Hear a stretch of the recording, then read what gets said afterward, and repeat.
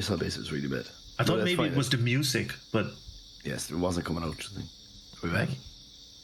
We're fresh. What's going on here? Something's happening. Something is happening. Things are happening. Okay, audio is back. That's one. Okay, yeah. Looks like I'm here. We're back. We're back, everyone. Hello. Right, So I'll carry on. Is that Thomas is so upset about the jig that he cut the cable. Yeah, he was. Yeah. I was actually in my turn going to say, this is what happens when you do the jig. No, you're just a sore loser team. There's no need for that kind of carry on. Poor old Badcap and his marathon ruined by you. Yeah, you've. Luckily, we had the foresight to stop, and we can still hear the jig. The jig is still. That was the most important thing. Still going to play for everyone's delight. So, I hope everyone enjoys the wonderful music.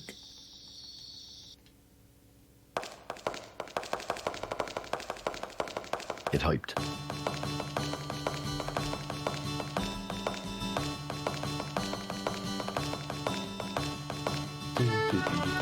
Is this working?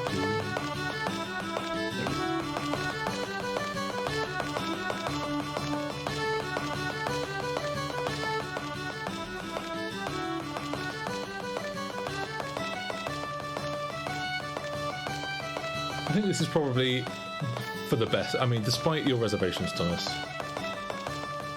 this seems to be what the people want. Gotta cater to the masses. Yeah.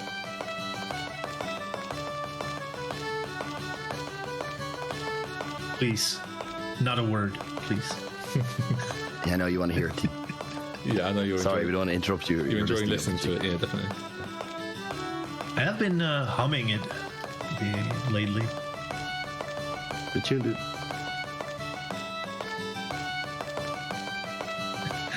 If you guys see that cat jam with the cat just zooming, cat jammer. Well, that's good, dude. So good. That's good, 90.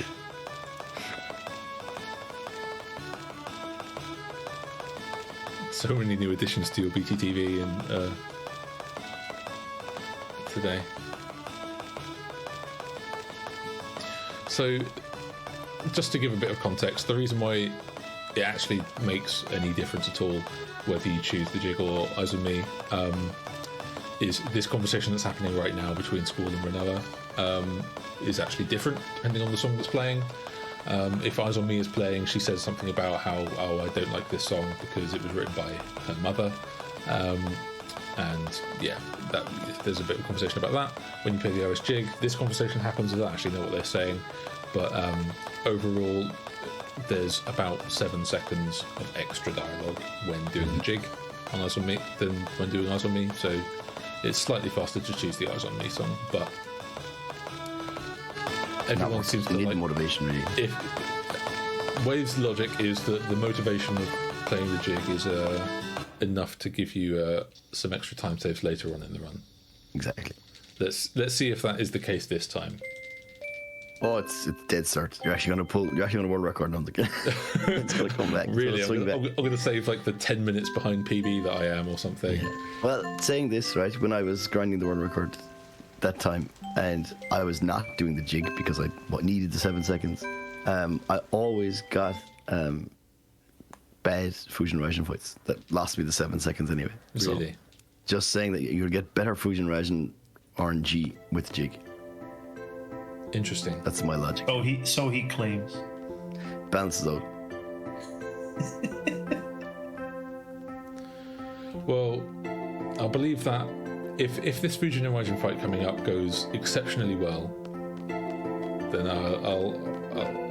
I'll believe that there's some credence to that. I was going to say, yeah, you're going to jig next time. I was like, no, he's not. No. Here we go, elevator boss, last time. He likes the jig, he doesn't like it that much. Took me a while to remember which option I needed to do, but I was going to say. I got there. Almost got elevator bossed.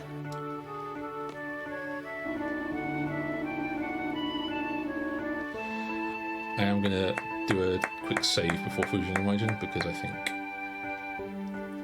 despite it being Yeah, on the world map. relatively safe. Haven't saved for a while, and they can, ruin your pudding if they really want to. They ruined their Quite the pudding. action in a bit. They could, yeah. I'm eating some metaphorical pudding, and they can throw it on the floor. Pudding in tatters. Yeah. Are you drinking Pepsi though? Cap? Ruin your pudding. Do you know Or is what? it too early for? It's too early for Pepsi. It's 10 in the morning. It's not quite. It's not quite Pepsi time yet. That's a run. Quitter talk. That's a run-ending beverage. Yes, a can of Pepsi. Down it. By God. Down it. Just down a Pepsi can and go. I don't think you'd want to listen to the aftermath if I was to down it. Right. So we have now control of the garden. We can move about, go Go across on a the big world long map, journey. but we're going to just go a very short distance across the pond. Settle down here, and I'm going to do a quick menu. These guys.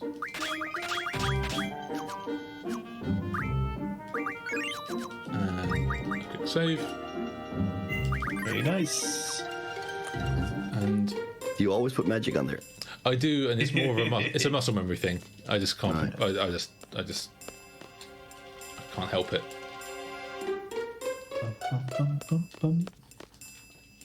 Because in the ESTA menu, I'm used to like replacing magic with dark side. Right, yeah.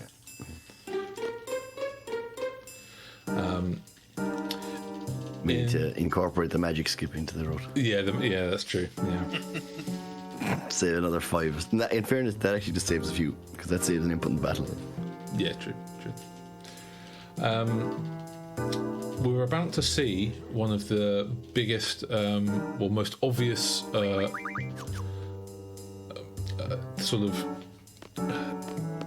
examples of the loading time discrepancy between console and PC. I don't know if someone wants to explain while I count. I'll explain it while you're counting it, because it's going to be hard to do. So this is called yet another skip. This is called the pity skip. So I'm calling this is that so you're supposed to come to Balam here, and you're supposed to look for the commander and just walk around the town and talk to all these people. But the game has like a sympathy mechanic built in, whereby that if you just change screen enough times, the game goes, oh, you must have been looking really hard and just didn't find the right story trigger. So it just lets you advance. So that's what we do here. So we change screen 17 times, and the game just kind of goes, that's enough, let them through. And then we come and talk to these guards, and it progresses the story. Yeah. You're meant to like chase Raijin all around the Balam. Yeah, it's a disaster. Yeah, and it takes ages, but yeah. Takes forever, yeah. On console, so you do the same thing on console, you just do the 17 screen transitions and it does exactly the same thing. But because It takes about 10 minutes. Yeah, because the transitions on console are so slow compared to PC, it takes forever, seemingly forever anyway. But once again, now we have Irvin. It's the same old story. We'll get his limit. Like that. Yes. Trigger. If you trigger, yeah. If you triggered there, you could have done 2 shots. Oh, is it always 2 shots if you use a trigger though? Triggers about the same damage as a shot. I only usually do that buffer to basically just to remove the possibility of Not the low roll. the low. No, but yeah, you can do, if you trigger it, you You can just do 2 shots. can just remove a shot. Yeah. I didn't realise that. Good to know. Always learning. It's the thing about the FF8 run. There's so much to know. You always can. It's learn just all something new. optimization show. Yeah, All exactly. the time.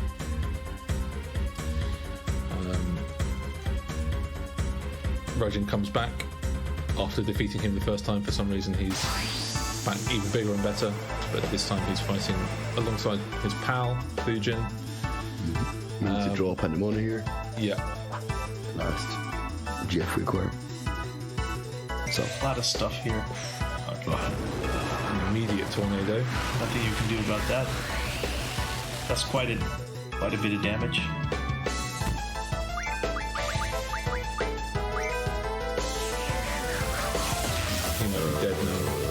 No.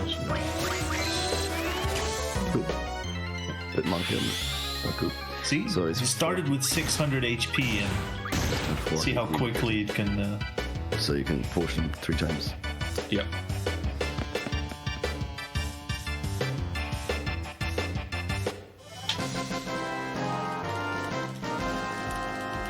And we got Pandemona. Yeah, so we gain Pandemona here, which is will teach us over a long period of time. It will take us a while to learn it, but we'll be learning the initiative ability from Pandemona, which basically allows us to start every fight with full ATB on whichever character has Pandemona junctioned, and that person will usually be Irvin, because he's the one that we want to do all the damage. So we'll be utilising that through the end of the run once we've finished learning it, which will take a while.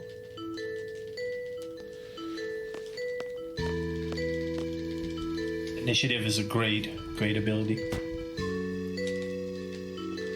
Technically, you can finish the run without initiative, but it's very spicy. Sketchy.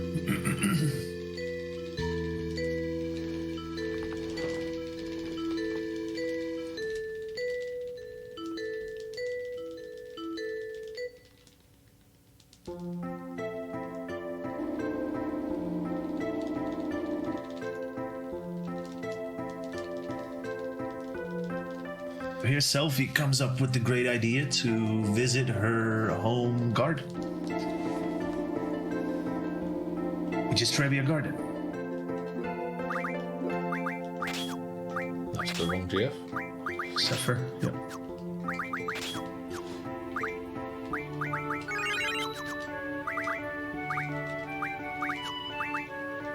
It's gonna make Pandemona learn initiative.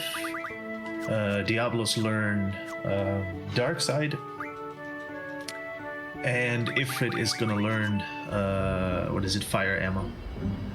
Fire magic refine. Magic refine, yeah. Yep. I'm gonna do some fun little island hopping here as well to get through to Trivia Garden and kind of Shortcuts here. go across these islands. There we go. Nice.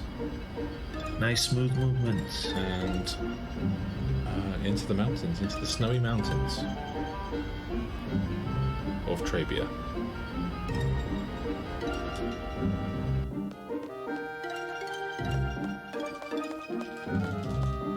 Or Flashback City, as we like to call it.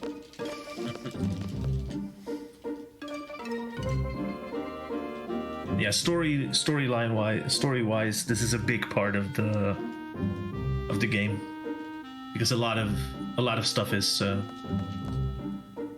explained, unraveled, I guess.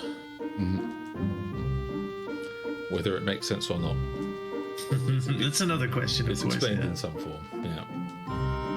It's gonna be just mashing galore for Cap here.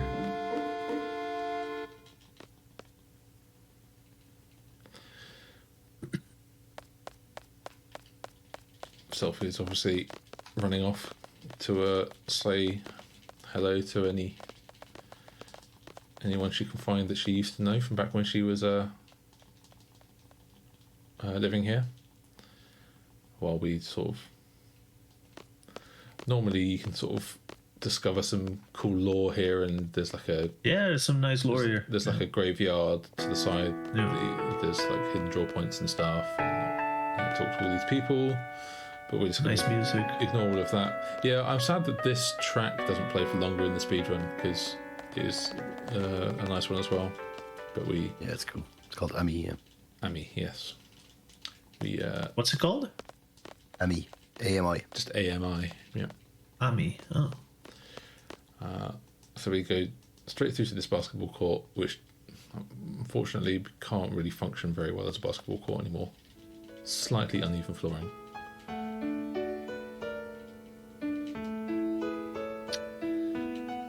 Also, there's a speedrunning rumor of FF8.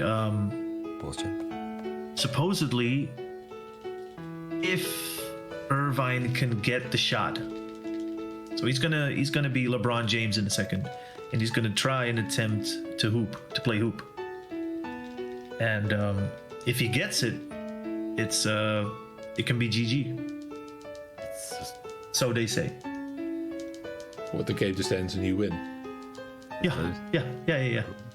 But it's one of those things that's similar to like him getting the shot at the end of disc 1 kind of thing. You know, it's a very small chance of it happening, but it could happen.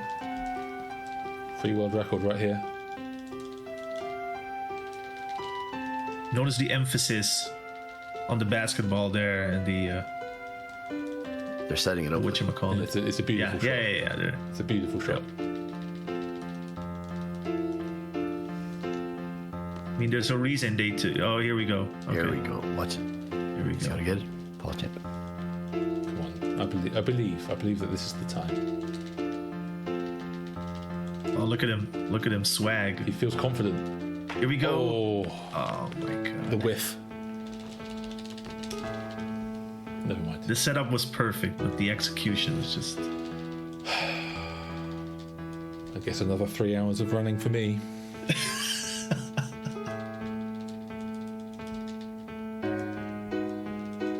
I mean, he did his best, guys. He did his best. You know what? He did his best before, and it still wasn't enough. What are you saying? Are you saying you should just I'm call sick it of it. quits? I'm rooting. He's not cut off for this. I'm rooting a new. I'm going to create a new category, which is Irvinless. Just a new route, Irvins. Irvine shot percent. He has to both use his limit break shot and also make every shot. Yes.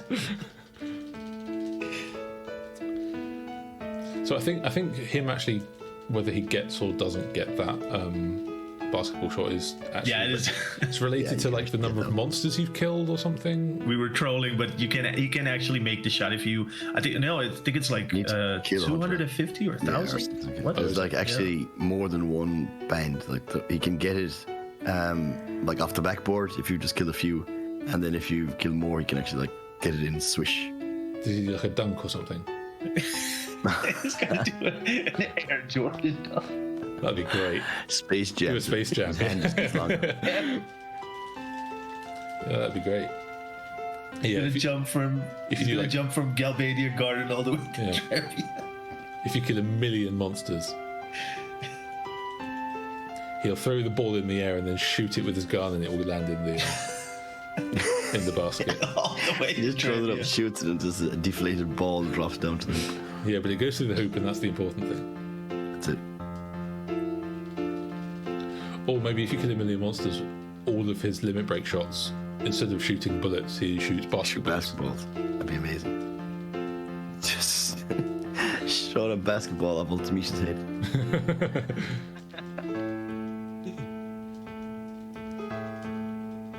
I suppose there's sort of some lore here that maybe we should explain. Do we have to? Oh god. We could be brief about it. Essentially, what people are finding out here is that everyone here, apart from Renoa, used to live together in the same orphanage when they were little kids, and But they all forgot. They all used Jeffs except for Irvine. So it's Irvine that's kind of leading this discussion of. yeah. Because So that's it, yeah. So we'll glance over that story because it's a bit of a plot hole to a bit. small bit. Yeah. Now they do.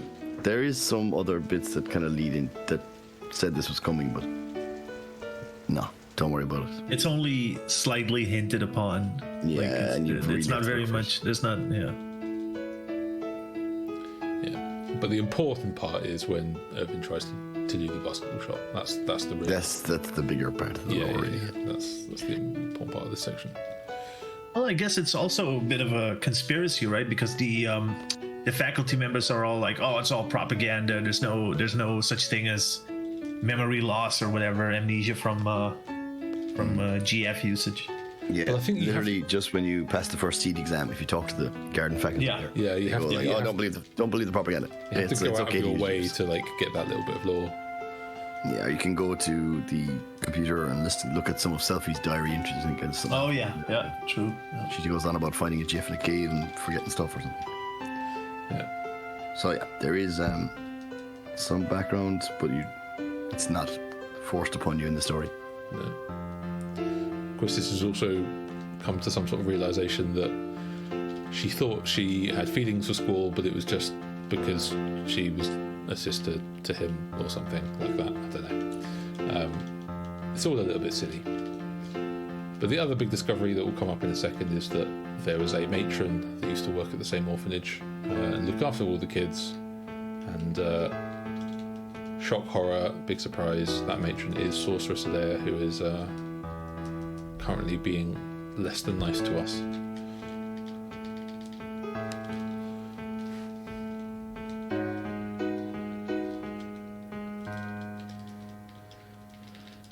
When I get to this screen is the one that where I start thinking, okay, it's almost over. Mm-hmm. Same, yeah. It's like, just push on to now. Yeah.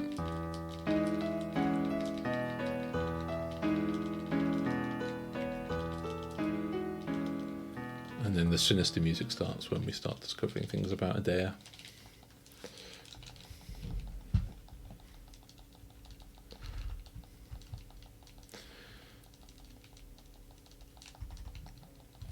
I've got another decision to make, although I think I've already made the decision. I know exactly what I'm going to do.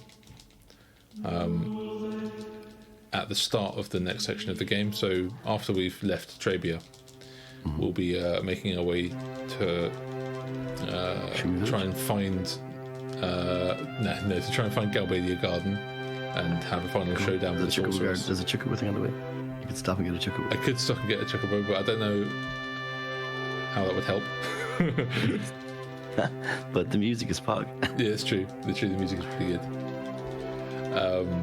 But one of the first things you have to do as part of the battle between the two gardens is give some orders. Tell your comrades what to do. And there's one choice that I think is far more important and than anything. Than anything else by quite some considerable margin.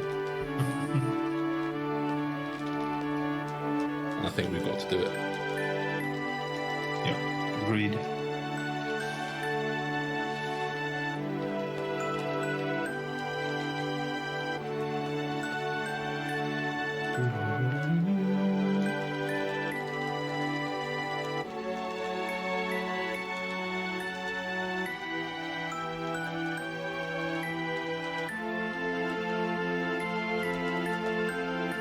Not sure if this would maybe be a good time for us to reintroduce ourselves. It's been a while since we last did it.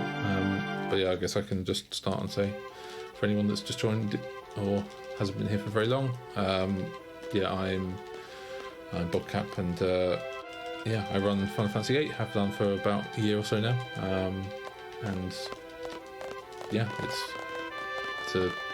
pretty much the only speed game that I've picked up so far, and yeah, really enjoying it.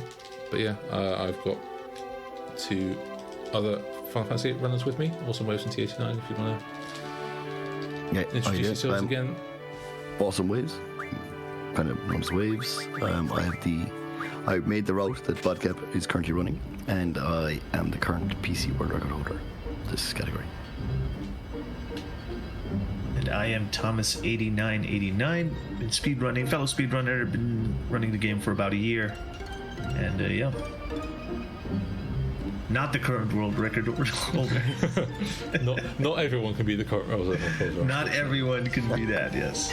Typically there's only one, yeah. For a while. I'm telling you guys, the world record is free. If anyone wants to get it, just go and get it. Nah, I wouldn't say it's free. It's pretty free. That would mean I'd have to grind. Sounds like a lot of effort.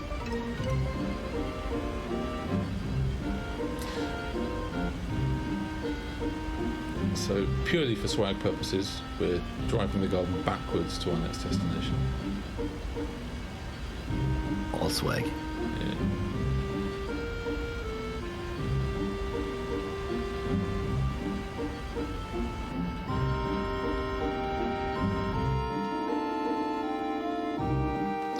So, yeah, go on. No, yeah. So on our way to the orphanage. So after talking about the orphanage in Trebia, we actually party decided to go there. Yeah. And on the way, we get ambushed by Galbadian Garden, which is also now flying, as well, apparently. And here is where we get to options of deciding what we need to do to tell the rest of the garden people to do. So we're going to tell them attack and defend and whatever. But most importantly, we got to save the hot dogs. So protect the hot dogs. Prepare the attack. Prepare the defense. Look after the children. Save the hot dogs. Save the hot dogs. But we should. The game is it has localizations of what hot dogs are. So obviously the English American version it's hot dogs, but in the French version it's pretzels. Not quite even pretzels. Pretzels, yeah. And it's something else in German, I think, isn't it? I think isn't it just like bread in Italian or something? Or in Italian it's just bread. Yeah, it's a thick bread. It's quite a difference, though. Hot dogs, bread, pretzels. I mean, they all involve. I wonder what bread. the Japanese version was. Probably also hot dogs. Some form of hot dogs. Yeah, maybe. Zell actually loves them. Oh, in Japanese is bread. I can't remember what okay, it's bread in Japanese as well. That's interesting.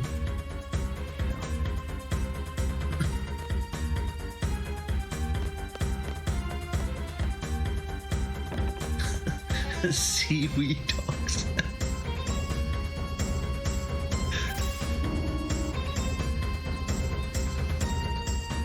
Nice little FMV.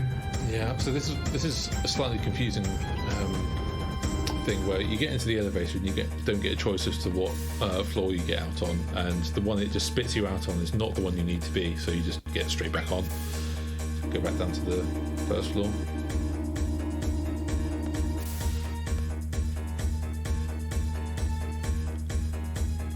We're gonna meet up with the rest of the crew.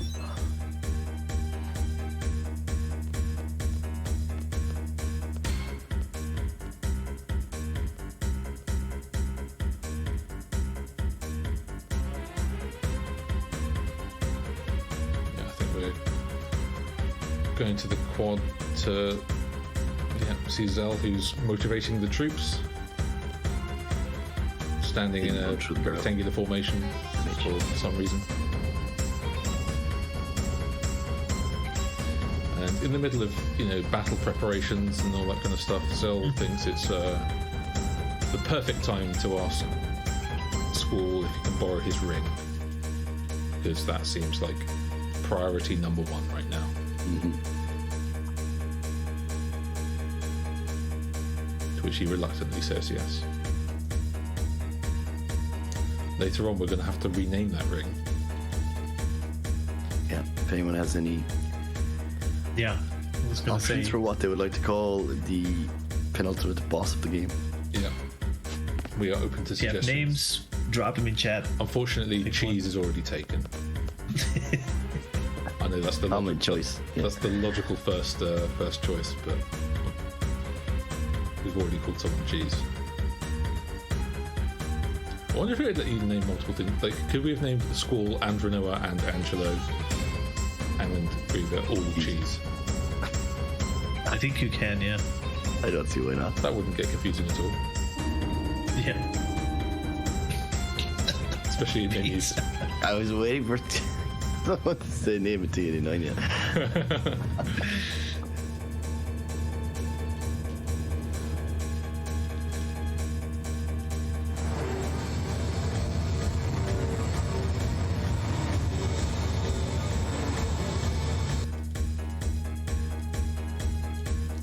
Interesting. Yeah, any more thoughts anyone has, then let us know. We've got a little while until we've got about 5-10 minutes to name it.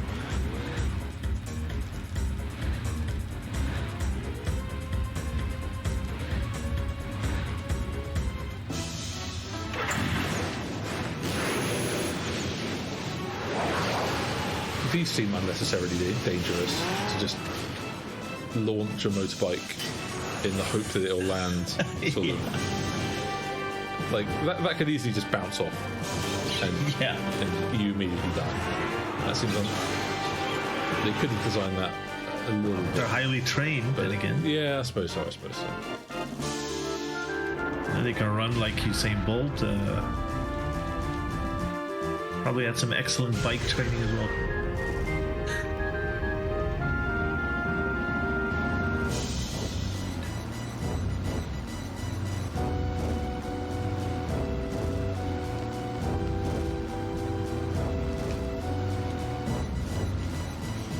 So there's a bit of dialogue here, but then disaster will befall Cheese in the next FMV. We'll just take a quick note of the time currently on the timer when that happens, just for future reference, just so that we can go back to it. It's pretty much bang on 4:58 is when she falls down. Let's say that we can refer back to that and do some maths later on. But she's hanging on for dear life on the edge of the garden, and hopefully it doesn't take too long for someone to come and rescue her.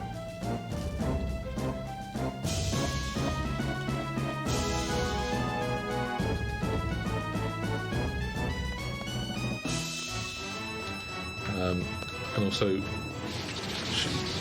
look at Zell's legs compared to the width of his shorts. Literally matchsticks. Given that his weapon is, his physical strength in this game, he really does skip leg day.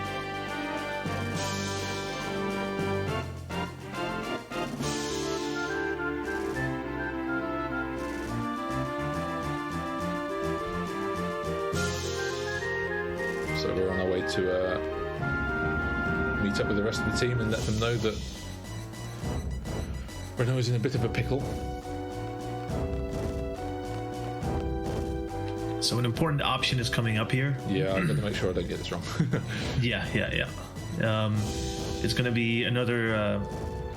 we're going to split parties again, and it's very important for a cap to choose the bottom option, which is going to be Irvine, Squall, and Selfie together, who are going to go to the first floor.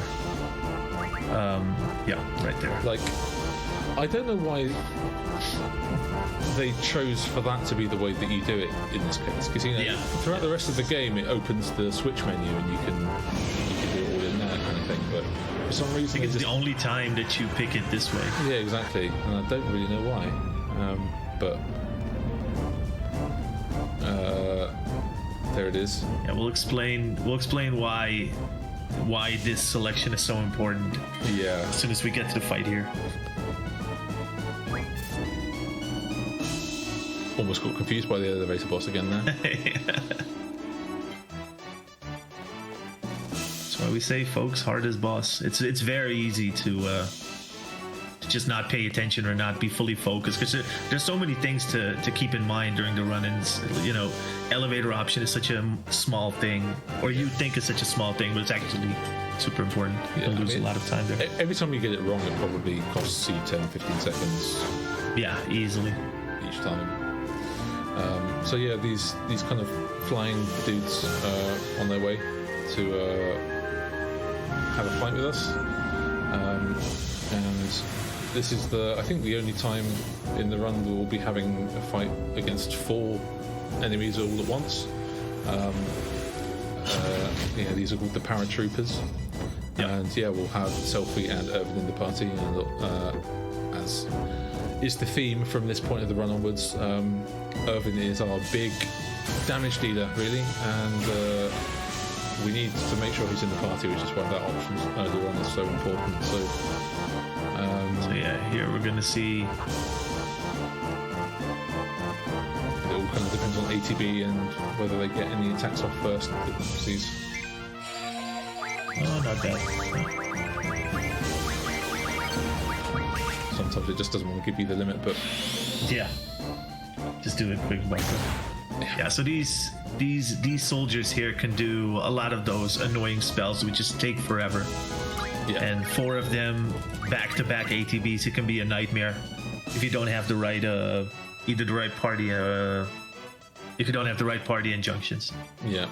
And one of the things they can do as well, which makes it even more annoying, is they cast slow on someone. Slow. So like if you start with bad ATB and then they cast slow with people, it takes even longer to be able to get your move done, and in the meantime they may be able to get more attacks off, and none of the magic that they do is particularly quick. They're all quite long animations. So like every attack adds a significant amount of time to the overall time of the run. So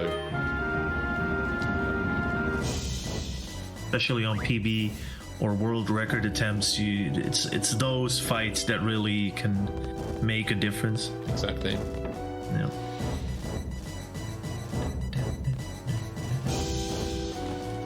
So now Kaduaki has called on us to come back to the cockpit, if you will. Yeah. And you kind of thinking to yourself, oh, is there some important bit of strategic information that she's found out? Is this what's going on? Why is this so important? And essentially what she's saying is you need to make an announcement to the whole garden and give them some motivation, essentially. In which case, I guess what you could do is just play a recording of the Irish jig over this. The squall doesn't even need to give a speech. All we need is motivation. Just play the Irish jig and everyone will have a real spring in their step after that. Yeah, it's been pointed out in chat that we're almost at 6 minutes that Renault has just been hanging there. But she's fine. Don't worry about it. Yeah, she so Zell skips leg day, and Renault definitely doesn't skip upper body day. No. It's ridiculous how long she can just hang in there. Oh, it's fine. I'm just chilling.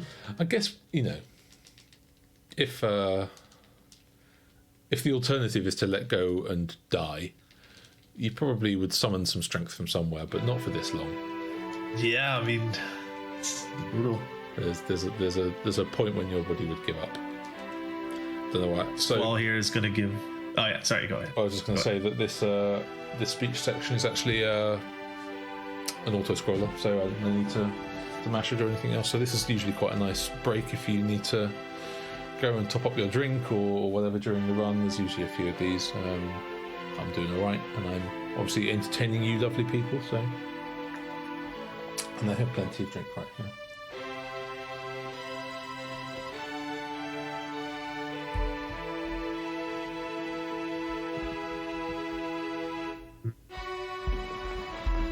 Does that go for commentary as well, chat, or is it just Badcap, the runner's voice, which is maybe a bit harder to hear over the game? Yeah, I can probably turn myself up if need be. Yeah.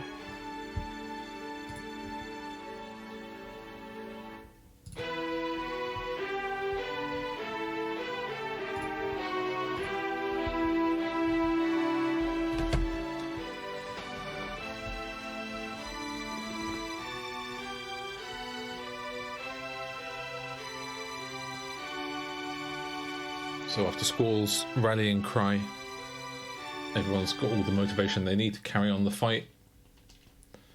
Yep, we're ready. But the Squall is making it his personal mission now to try and, after, what is it now, 8 minutes? I think it's 8 minutes. Try and save Renoa from her torment. Okay, so here... I was going to say it's even questionable whether or not he even is going to save her. He just goes off and does something else. It's very by this other guy. It's very lucky, yeah, that he managed. Fortunate turn of events. Wrong screen. Oh yeah, she's on over there, Cat. Just having a look. She might have been hiding in the corner. Nice little mini game coming up here. You say nice. I've had some trouble with it recently. Dennis, come here. That little kid is Dennis, by the way. Is it? I thought it was called Mark. He has multiple names. Oh, okay. You've decided to call him Dennis, have you? Okay. He's just Dennis. Mark, Dennis, all the same. The other one. Yeah, so... Campus.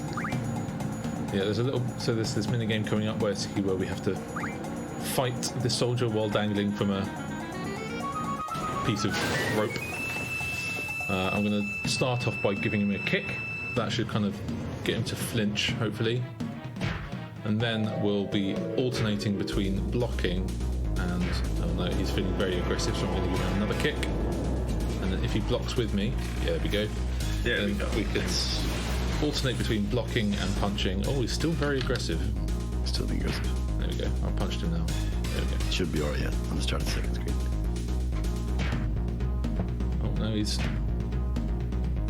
There we go. Yeah, often you can get into a sort of pattern where both you and the soldier will alternate between blocking and attacking. But as long as you're holding the buttons down, so I'm currently holding down the punch and the block button, usually you are faster at attacking than they are. Tempo. There we go. Tempo now. He's down. You can do, I did it once ever, so because Keto told me this, you can actually like throw a kick. If you cue the kick or punch just as the guy is dying, you can like punch the air, but you can actually death blow the air though. Oh really? Yeah, you could have gotten, you could have death blowed nothing there if you mash triangle. Nah, kicks and I don't know if you know the strat kicks. There is a Pingbell has there's two different strats for that. One, Pingbell's strat is to kind of wait it out. As long as you have more health, I think, than the air soldier at the end of the FMV, he just falls off. So you can just do real safe strats and wait it out. Or you can, the strat that I figured out. Sorry to interrupt, but pay attention right here to the clothesline about to happen. Boom! There it is. Sweet. Oh, we can also... You don't have to mash. You can just hold. It's hold. You can just hold the buttons. That's it. Yeah. And then alternate if he doesn't sync. If he stops being in sync, just alternate back until he's in sync, and then just switch to block and punch. But if you hold block and punch, it will automatically alternate between the two of them. Those two actions for you. You don't have to switch back and forth. So what are we naming? There was a few options. I think it's either going to be T89 or I think Pizza. I saw Pizza was one option. Let's hear it, chat. What is the name going to be? Oh, I've decided. I think. Uh-oh. Yeah, okay. Uh-oh.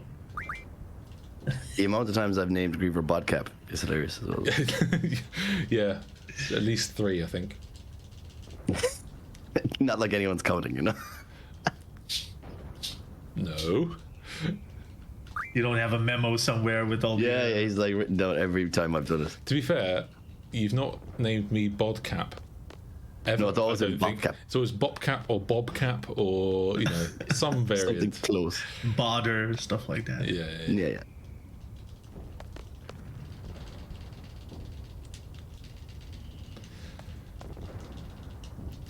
So we've managed to sneak in the back of Galbadia Garden now, so we can try and find Cypher and Adea and show them what for.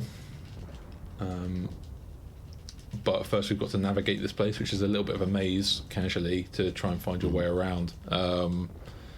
So yeah, we've got to find some people to give us key cards to unlock certain doors, which means we can then find the next key card and unlock more doors.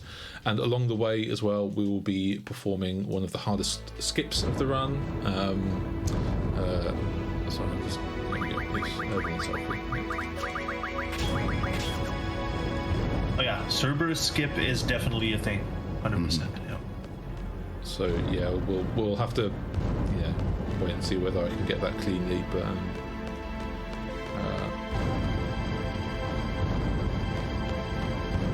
first of all, you go into talk to this guy who's got keycard number 1. Good.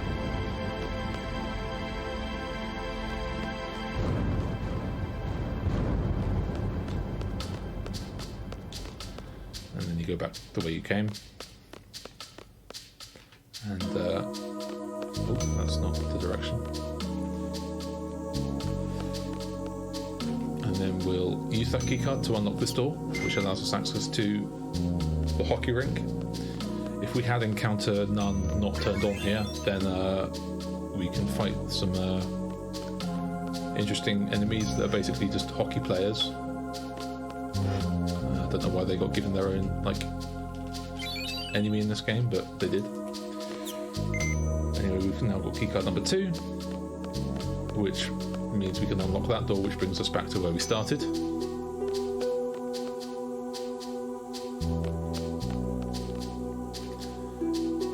Go back up the stairs, but this time we go all the way up to the 3rd floor.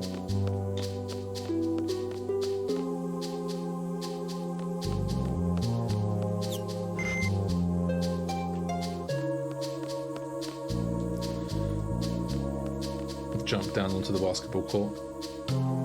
I feel bad for Balam Garden because I think it's the only one of the 3 gardens that doesn't have its own basketball court. Oh, it doesn't actually. That's interesting. Is there not one in the quad? No, there's not in the quad. No, the quad. Maybe if the stage wasn't there in the quad, maybe it's normally a basketball. Yeah, potentially, but you never see it. It's never in the game. Anyway, I've got to concentrate here because Severus Skip is. Oh, yeah, okay. Yeah, coming up. Let's just see how this goes. 1 swing of the tail, 2, 3. That was 3 tail swing. Yeah, I'll have to be careful on the way back to make sure I'm not getting too many tail swings. But part 1 went okay. Part 2 going back the other way. Alright, let's just see. There's no turning back now. Be here. And you turned. Oh man, that little turn at the end you did there. I'm not sure. Yeah. Let me take a look at the sheet. Maybe I can find. Yeah. Check the IGTs. Yeah. If it worked out correctly with the server skip, that we should get 8 Mega Phoenix drops from Cypher here. Mega potions. Mega potion. Sorry, sorry. Okay, so the sheet says you're 1 value off, but yeah, I don't know. Maybe you can get lucky. If you refresh the ATB once, you might be okay. Okay.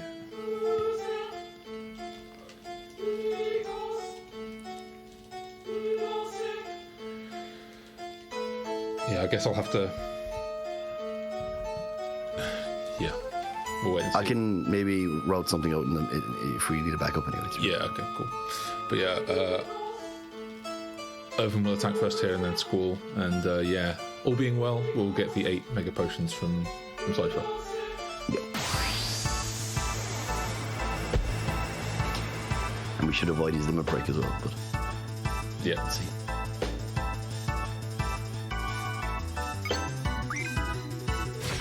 Okay, that's 1 refresh. It should be okay now. Trigger. And perfect. Okay, let's see if we get the drop. Okay, thank God. Oh, very nice. It's all good. Well done. GG. Can we get some GGs in chat? Yeah, thanks guys. That is a tough one. That's a tough one.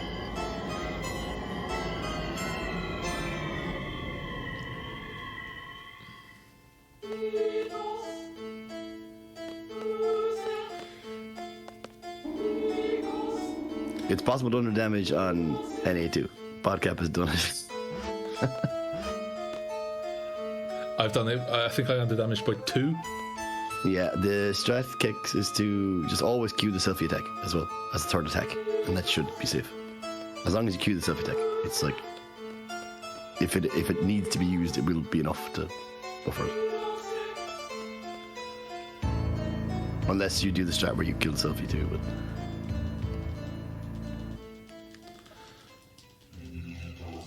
When do we tell them? Never. Okay.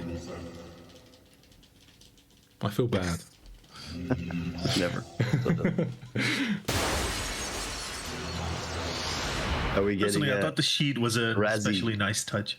Yeah, the sheet was good. Are we getting a Razzie? Patting yourself on the back there, Thomas. The sheet and then the IGT was very good. Yeah. Oh, I said I just try IGT because anytime someone mentions like we need the list, like the values, like so it's like they need the IGTs for a check the IGT. Check the stone and the list. This fight can actually seriously be a little bit scary depending on how it goes. But yeah, hopefully not the worst ATB. As long as we kill Irvine while or kill Cypher while Irvine's ready to limit, it's not too bad. But then the problem is that we need to get a good crisis level on Idea. There's a potential chance you can not get enough time to do enough shots here. So we are hoping for crits or a good crisis level. I think Which is lucky because I didn't get any crits. no crits, but we got a good time. Now here it comes. Do we get a croissant? No. Just a hero. Unfortunately. We haven't really mentioned crisis level, and I guess it becomes more of a factor now. It was important maybe for Norg, but we got a crit there, so it's okay. Yep. Maybe we can go There are with that. 4 levels of crisis that the character can be in. They're random to a degree, but you can have certain things that influence them. So if a character is really low HP below certain thresholds, they give more chance of getting a higher level of limit.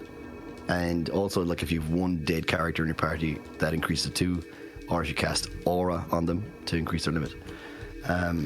For some fights, this one is an example of one where that if you get the minimum crisis level, and for Irvine's limits, it means that he gets less time to perform his shots. So if you get the least amount of time to perform your shots and you don't get any crits, you actually might not kill Adia at all. Like, you just can't kill her. Same happens with Norg, and there's some fights later on as well where we have backups to do, like, what to do if you don't get enough, but it saves time to get a better crisis level. So that's what we mean when we talk about crisis level. It's very obvious for some of the limits early in the game with Squall, because the higher crisis level he gets, the more Renzo Kuken hits he will do. So the minimum being like 4, and then you get 5, 6, 7.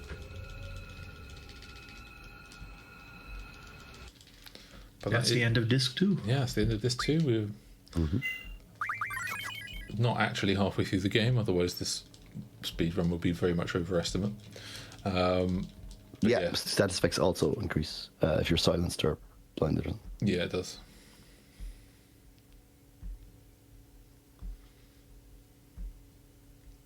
Yeah. Yeah. Now there's another one of the bigger skips coming up.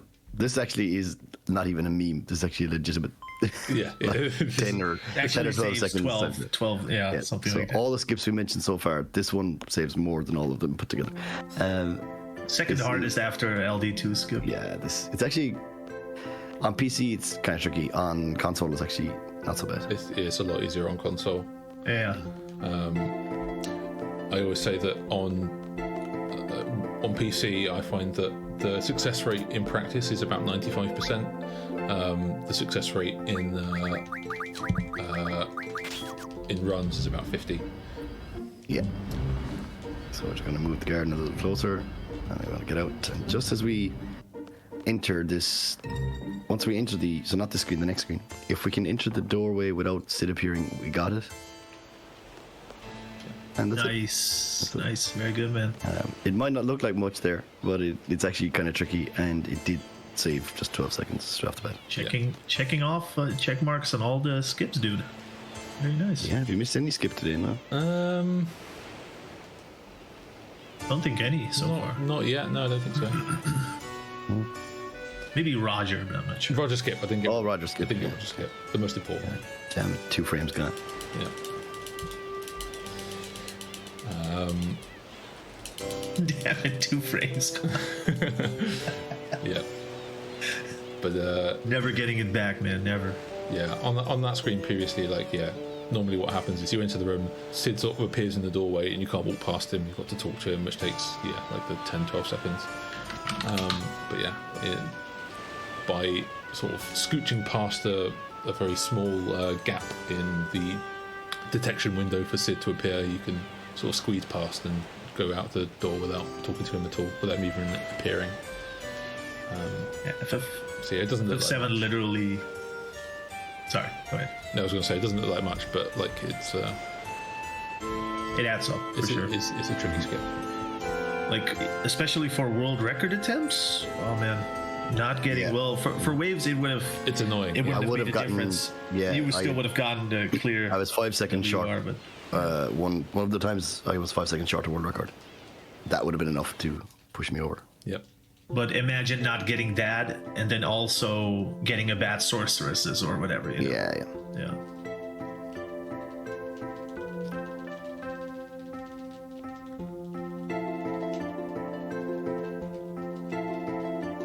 Because with FF7 is like a skip every 10-15 minutes. A lot of them. A lot of skips. And they keep being discovered as well. Yeah, it's crazy. But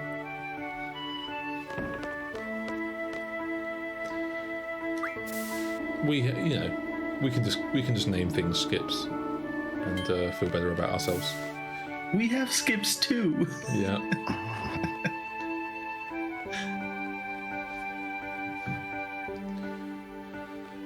It's very easy to bonk on that little corner at the end of the stairway.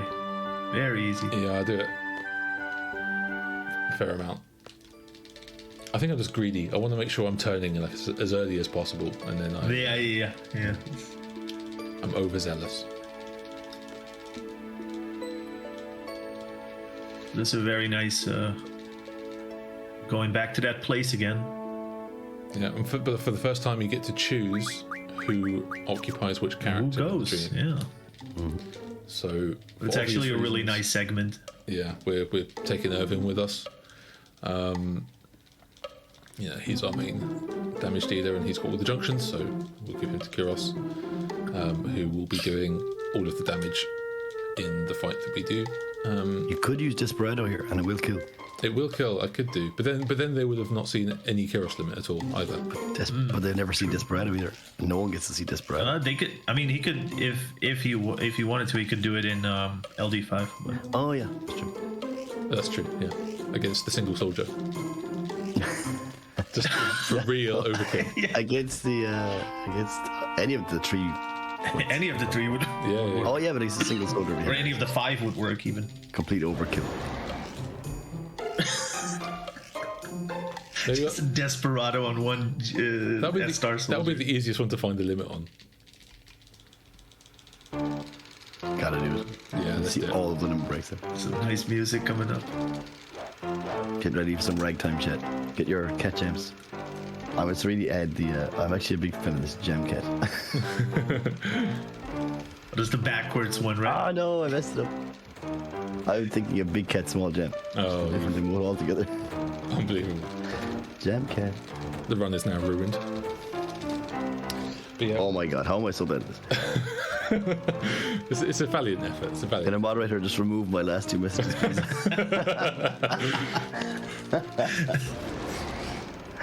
Wait, I get this. Jam, big cat, is it?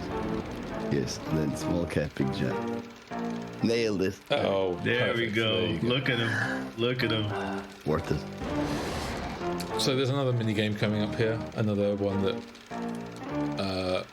very heavily RNG based, where we have to fight this.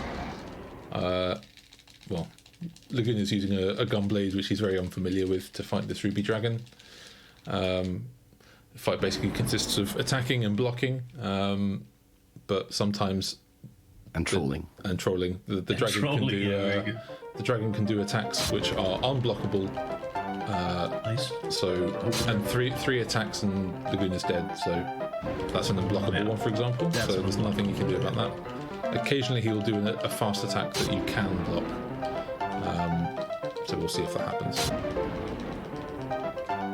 So I can see KJ's is asking in the chat for this one whether you mash or hold. I mashed this. So for the attacks you mash, for the blocks you hold, and that will give the most consistent results.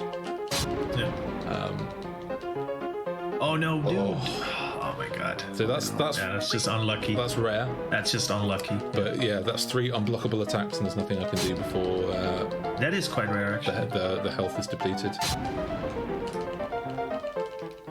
This fight is also tied to the same pseudo RNG I mentioned earlier. So you, for example, when I was grinding the game, I was getting the exact same Ruby Dragon fight, which is kind of mad to think that you'd had consistent RNG for 5 hours of the run. Hey, chill, dude. This one's slightly more well behaved than the last one. Yeah. Slightly. Well, we can afford one more unblockable. But... Luckily with this mini game, obviously it's a time loss to have to do it twice, but you don't game over or anything if you Nice. Unless you select game over. yeah, there is an option at the bottom to basically say yeah, I want to game over now, which is weird. I don't know why anyone would want to choose that. But we got it the second time round, which is good enough. But it comes back bigger and better than ever, and we have to fight it for real this time. But we do get an option here to check our junctions, which we will be doing before the fight. Oh, second option. Gonna do a quick menu. So with Ifrit and strength 60, you guys will see a nice old limit break. One of the cooler limit breaks of the game. Yeah, I think all of these guys have good limit breaks.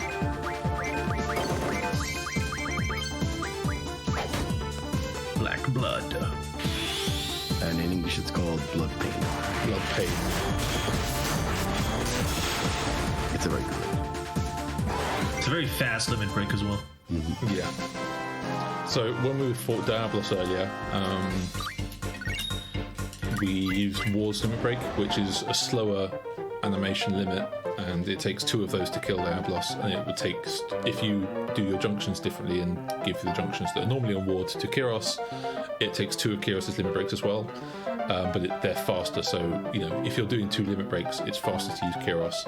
But the reason that I was doing Ward, and some people do Ward in their runs, is because there is a chance, a small chance, but still a chance, that the Ward one can crit, and therefore you only actually need to do 1, in which case it is faster than doing the Kiros limit. But yeah, a lot of people would just use the Kiros limit in the Diablos fight as well. So there's the 2 different places where you use it. But I thought I'd use Ward limit today in Diablos just so you can see it, basically.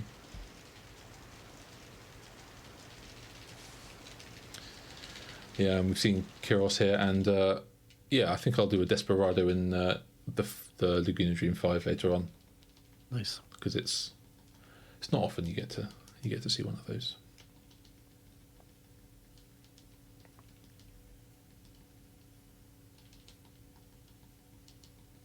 Maybe a Zell duel, selfie, the end later on. If I get 3 Aura Stones.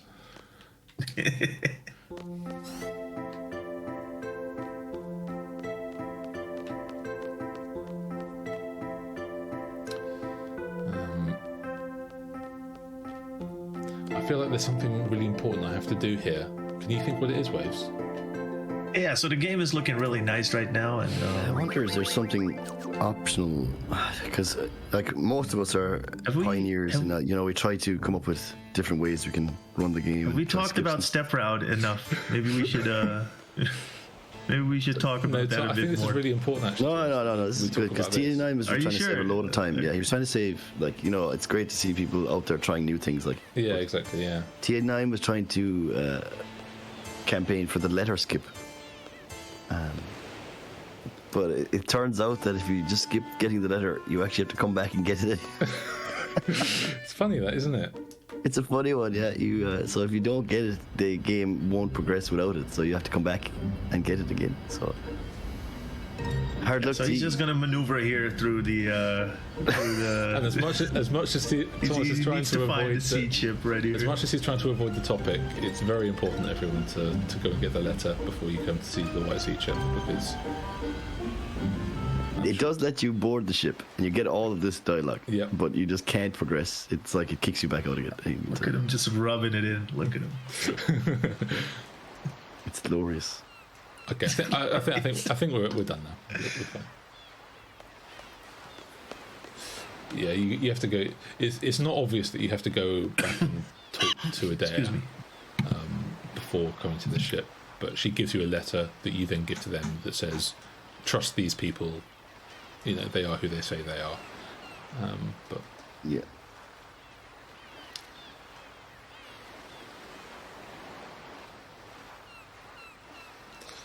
Oh yeah, it's disastrous. On a first playthrough, casual playthrough, just trying to find the ship. It is very difficult. And to be honest, many speedrunners have got lost trying to find it. Many experienced speedrunners have also got lost trying to find the ship as well. If you make one wrong turn, sometimes it's quite tricky to find your way back. Yeah. Because from the set point, like in front of Adea's house, we know which direction to go. But then if we go somewhere wrong and it's just, oh no, how do I get out of this? The other thing is that after leaving Adea's house, the direction in which the garden is pointing when you get back in it is pretty random. Like I don't understand what controls that, because it seems like it's not the same direction I left it in for certain. It seems pretty random which direction it's going to end up pointing. So, and then that changes what the camera angle starts being when you're there. So I can see how people quite easily get sort of disorientated. But yeah, once you know where it is, it's not too bad to find.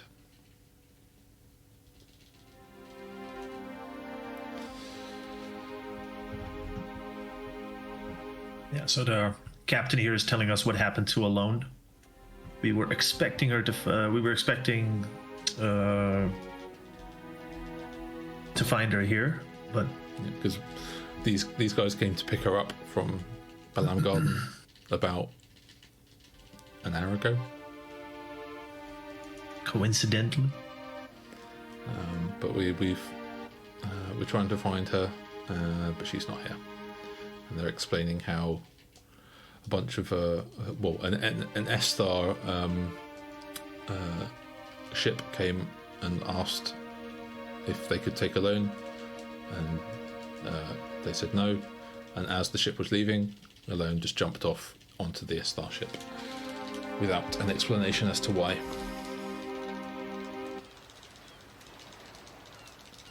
So they don't know where she is either, apart from probably in S-Star, because if that's where this ship went back to.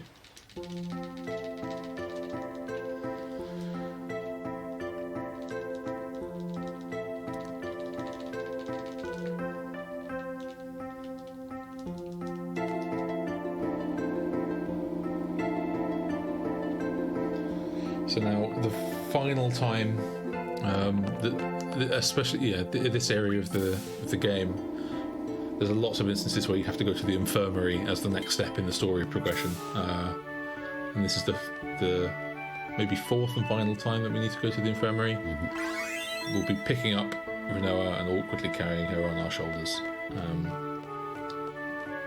because despite the fact that we are in a massive flying ship, we think it's probably best to walk all the way to a new continent with someone on our back. So that seems like the simplest way of going about business.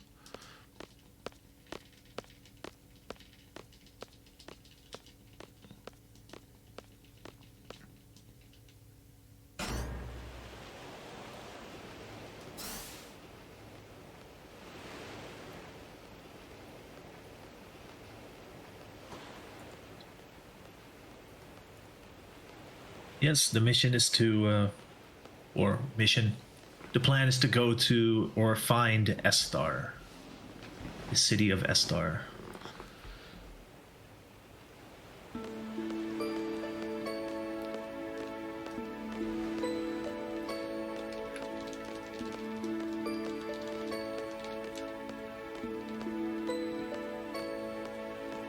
This always feels to me like a turning point in the run, in terms of like it's almost like the first 5.5 hours are the warm up, the starter, and now we're getting to the slightly more exciting part story-wise, because we're going to a new unexplored continent where all the sort of end game stuff happens. But there's still 2 hours to go yet. Yep.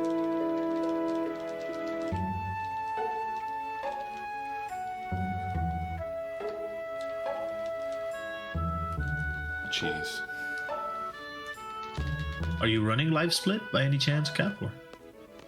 The timer on stream is my timer, so okay. Yeah, so that is live split, so I can't run my own local one.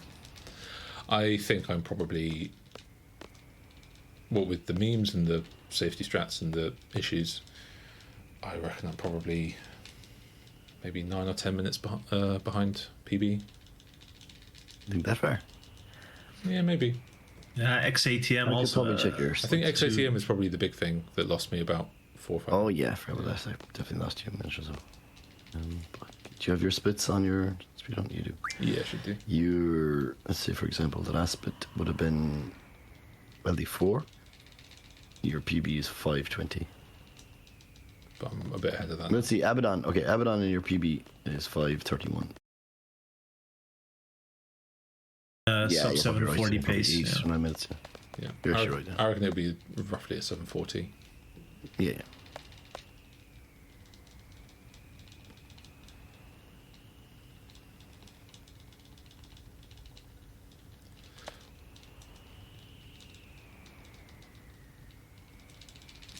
Plus, I did the jig, and obviously that has a big consequences. Yeah. Makes you wonder why you did it. Yeah, that's definitely a reason we're 8 minutes past. Remember, dude, 6 times 10 times 10. Okay. Yeah, we know you do maths, Steve. We know.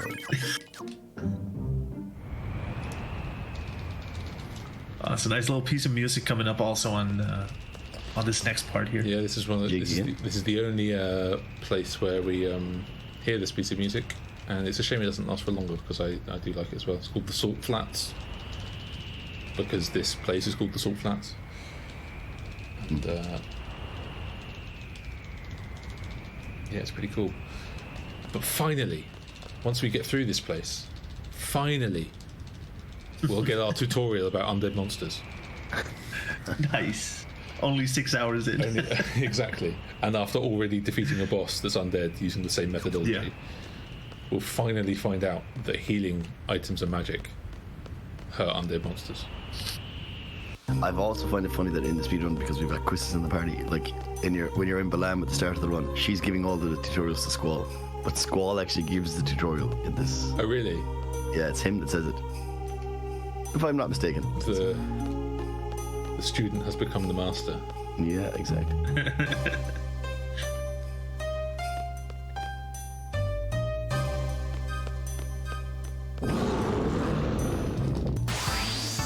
So, as with Gero earlier on, we're just going to You throw saved it. before this now. I did save before this because I've been burned.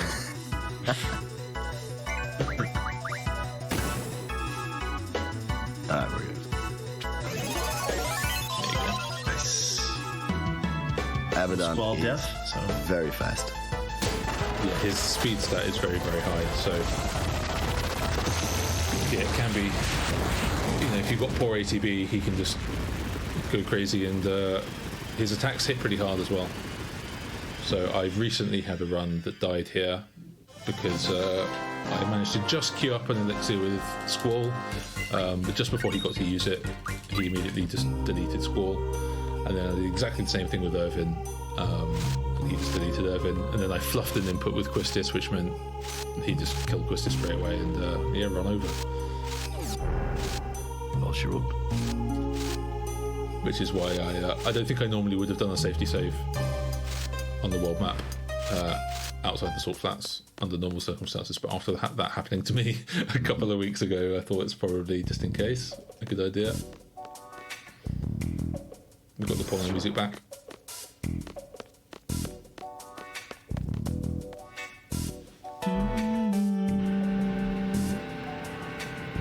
oh, we found a secret ladder, which has given us entrance to a couple platforms moving around.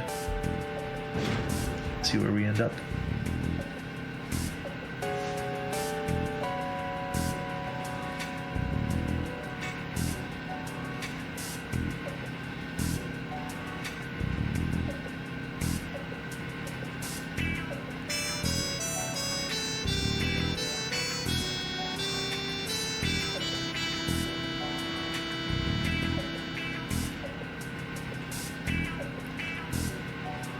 Orange stash. Do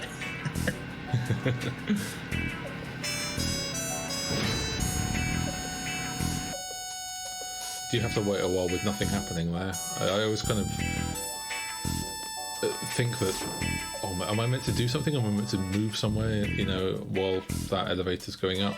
Because it does seem like an awfully long time where nothing's happening, but it's just you just have to wait. But unlike some of the other places, opening the menu there actually pauses the time that you have to wait. So it's not like you can like open the menu up and do some free menuing in that time, like we have done in a couple of places earlier on in the run. You do have to wait outside of the menu for the amount of time it takes to reach the top, unfortunately. So there's no benefit to be gained by the free menuing there. And in the not too distant future, there will be a menu that does utilize that kind of free time. So, and that's where we'll be doing lots and lots of cool stuff to set ourselves up for the end of the game. But first, the 5th Laguna Dream is about to start.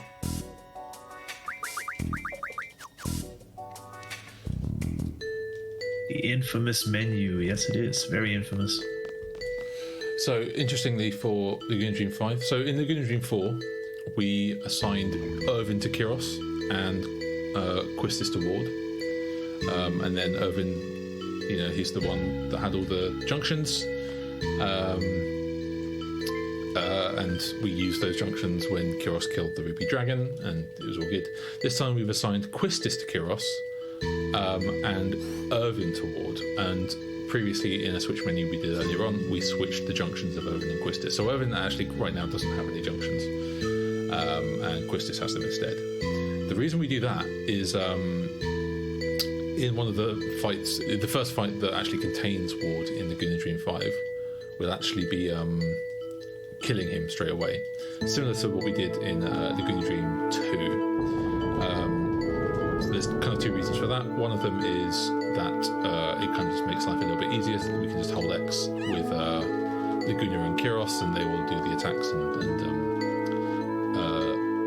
yeah, it makes life a little bit easier to do those fights. The other reason is because we've specifically given Irvin to Ward, and we're killing Ward so that Irvin doesn't get any experience. We don't want Irvin to be too over leveled towards the end of the game, because if he's too high a level, it means that the bosses will be a slightly higher level as well, and we want to kind of limit the amount of experience that he gets as much as possible. So we're deliberately bringing Irvin across here so that we can kill him, so that he doesn't get any experience. So, but yeah, that's pretty much the reason.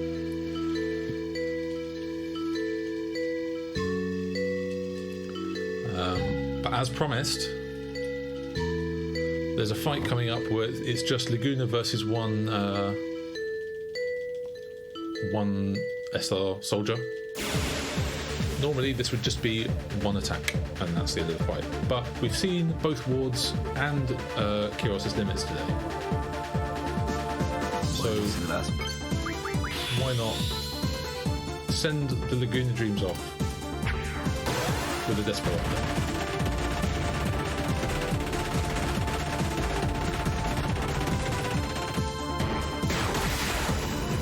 Incredibly overkill for one S-Star soldier, but it's a pretty sweet animation nonetheless.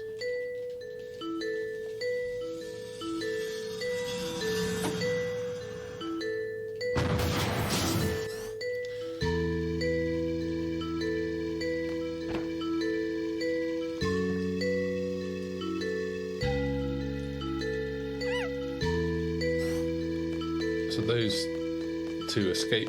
Kiros and Ward rejoin, so now we'll have all three of them in our party. But it does give us the opportunity to do a quick menu to re-equip Kiros. Oh, that's Luna. Before the next fights. A solo junction effort to give him more experience also. There is a potential chance that we don't get level 10 effort, which means we would have to do a small backup, but yeah, we should be okay. We'll find out soon.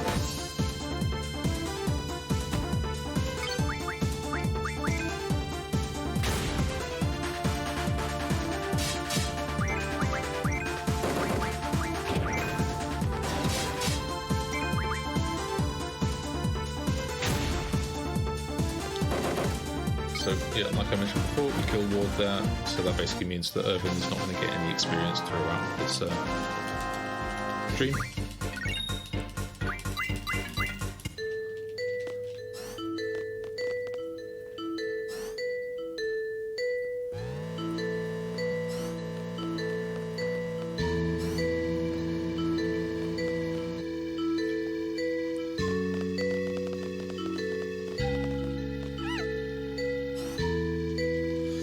So I guess I'm not 100% sure exactly what's going on in this dream, but I think by this point we already know that we're viewing the Guna as he was in the past. He has been captured by Estar and is been forced to work in this laboratory. But his mission at the moment is to try and find Elone, who has been kidnapped or has been taken by Estar as well, and he wants to save her. Some of the people he's working with in this laboratory suggested, you seem like a nice guy, therefore you should be the leader of our resistance Take over faction. this resistance. Yeah, exactly, yeah, that you've never heard of before. Yeah, he even gets like the name of the person. He's like, "Yeah, I'll help you with your Razel thing. I don't care." So, yeah, I'll help you. I don't care. Yeah. And as you will find out shortly, it escalates, and that's funny. Also, I meant to mention there. So if you're coming down this elevator, the left-hand side here is actually the lunatic Pandora. It's kind of hard to make out, and you can see it when we're out on the top again. That it's in the background. Yeah. It's actually just kind of sunk into the ground.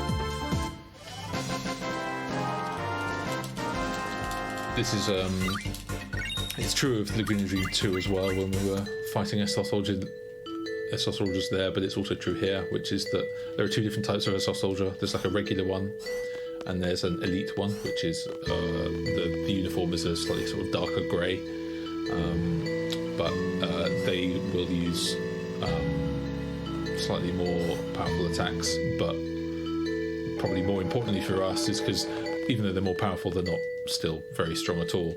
But even though they're more powerful, they're slower is the important thing. So like Bizarro, like that one did just there, is quite slow. Their physical attacks are like these gunshots they do that take ages for them to line up, and then so we want to kill them as quickly as possible, and usually we want to kill them before we kill the lighter coloured ones because their attacks are quicker in general. So that's kind of the what we've been doing throughout any of the dreams where we're fighting Estar soldiers is trying to kill the elite ones first. There are two more fights coming up in Dream 5 though, and they both I think are just two of the same type of soldier, so it doesn't really matter. What the strategy is in that case is basically to attack any of the soldiers that haven't already attacked. So unfortunately we both got it's instant ATBs there, so I wasn't really able to react. But under normal circumstances, because that first soldier got his attack, the one on the right got his attack off first. What you would want to do with your first attack is attack the one on the left that hasn't already attacked, because the one that's already attacked, their ATB will now be depleted, will be empty, so they're not going to be able to get another attack done for quite a while, whereas you don't know where the ATB is of the other soldier, so you want to basically attack the soldier that you think is going to attack first, so that you can get rid of the possibility of that attack happening quicker.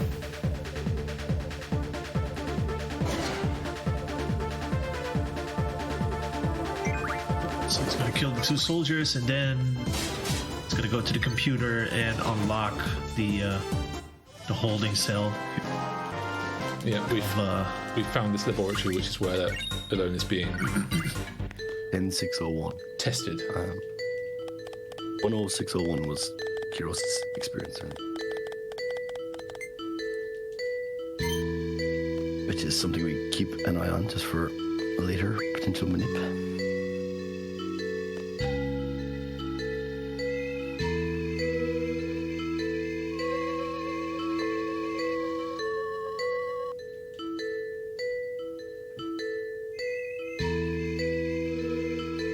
That's for level 10, right? No, that's for the party minute, but if it's Christus, it's lower. Oh, right, okay. I usually just check at the end of the S-Star menu. Oh, yeah, well, I forgot you've time with this. Didn't always have time with my one. Yeah, right. Well, I'll be doing a slightly different S-Star menu than normal, so hopefully it's still Oh, you'll have more time. within time. It'll be even easier. Yeah, true.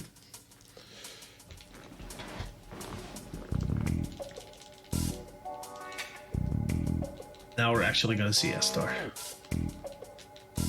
The city.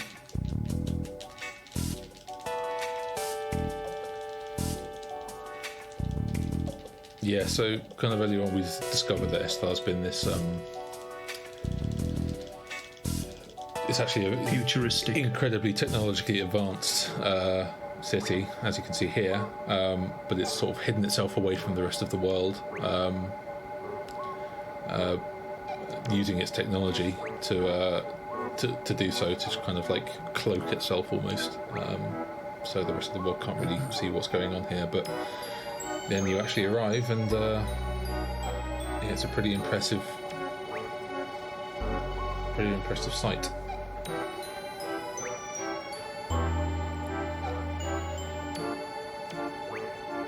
It also has some of the quirkiest music to accompany it as well.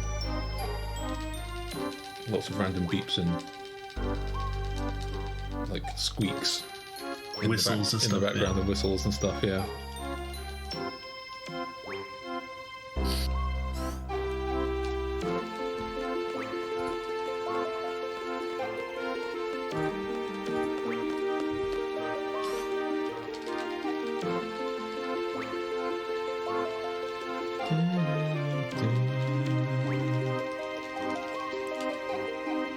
But I do actually quite like it as a piece of music. There's a good line here actually when Squall gets all aggressive with Odin because he wants us just to figure out what's going on. And he goes, and then Odin replies with, "You want the fisticuffs?"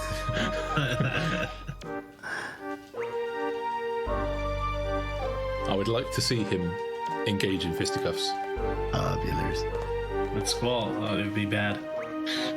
Well, good job Zell's not in the party, otherwise it might be a game over. Oh, it would have been, yeah. Bloodfist.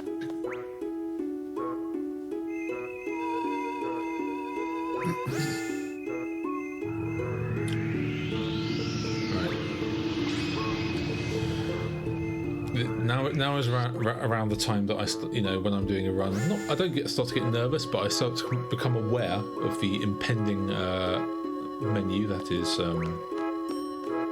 going to be upon us. Upon us, yeah. I guess we can explain. Yeah, it's definitely one of the highlights of the run. Yeah, it's probably my favourite part of the run. I find menuing quite fun. Yeah, it's very satisfying. Yeah, and if you do it well, it is very satisfying. Yeah, but after a while, it's although even though it is like the party piece of the run, it's actually not too bad if you. It's like one part of the run that you can actually practice. Yeah. Entirely offline and just recreate it when you get here, because it's within the time frame. We just got 5 minutes to do it, and within reason, except for the 2 random encounters, it's kind of something you can just learn and reproduce. So you do get that real muscle memory slickness after a while. That being said, I will be doing a safety save beforehand, just in case, because Just in case. there's a few things that can go wrong, but yeah, it should be Of course, yeah. absolutely no problem. We now get to drive around the wacky streets of S-Star. It's a bit. Sometimes it struggles to get around the corners, but get there in the end. Have your blindfold ready? Have you your blindfold ready? Unfortunately, no blindfold. That's not menu, though. Oh, disappointed. I mean, I could try. Just close your eyes and pray.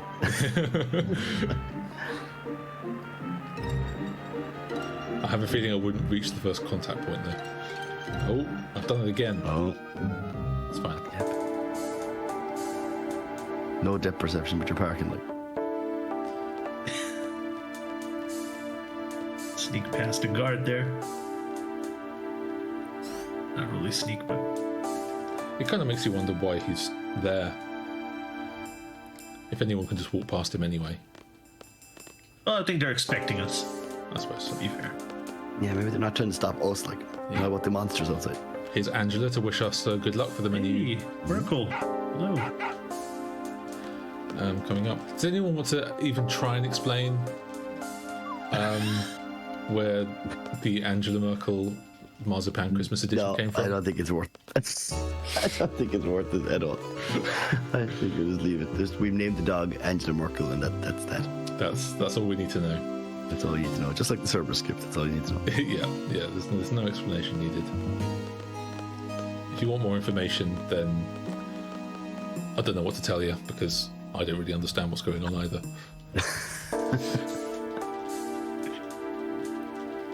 So here, as shocking as it is to the player the first time this happens, it's also shocking to Squall and the team. So it's just the guy just goes, and then we're going to send you to space. And Squall is like, what? Okay, sure. Okay, let's go. He's like, I'll do whatever it takes to get Renoa fixed or something, whatever. Yeah. So- To find alone. Yeah. Yeah, so Alone is in space, in the space station, and Squall wants to bring Renoa to Alone. So off he goes.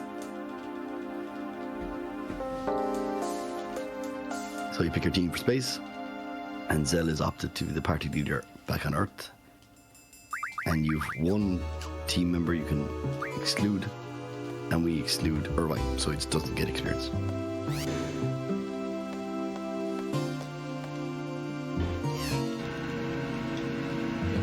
So we take Quistis with us to space. She doesn't actually do anything there, to be honest, either. She's just the quickest character to bring. Yeah. But yeah, back on the ground. Yeah, we'll have a part of Edea, Zell, and Selfie dealing with what needs to be done.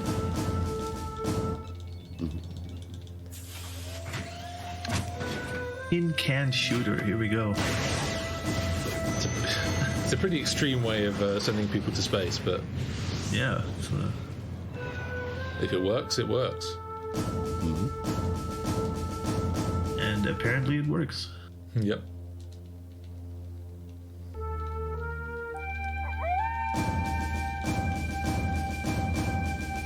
See, Angela's running away now because he's nervous about the menu. Sorry.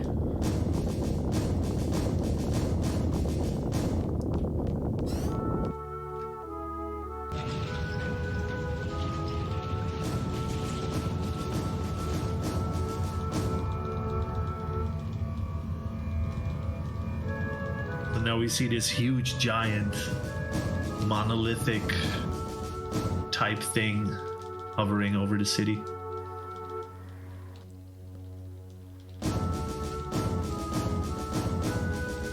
I'm not sure at this point if we actually know what that is, or Yeah, I guess it's not really mentioned until you talk to Odin, but it is the thing I mentioned was in the background of Laguna Dream 5. yeah.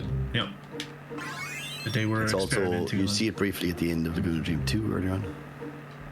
And you're actually in it, but you see it in Laguna Dream 4, but it's actually what you're walking around within in Laguna Dream 2. Yeah. You just don't know yet.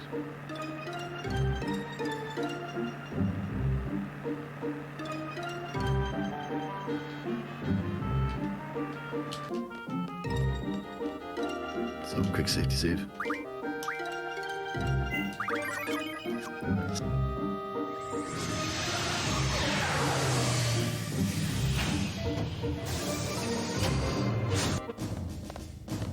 So yeah, we're going to go have a conversation with Dr. Odin here, who will basically tell us that the lunatic Pandora, which is that big thing in the sky, is it's going to be passing over the city of Estar. So there'll be certain points at which we can actually board it. So our plan is to try and get on board the lunatic Pandora. So we have to kind of track its progress across the city and board it at the right time.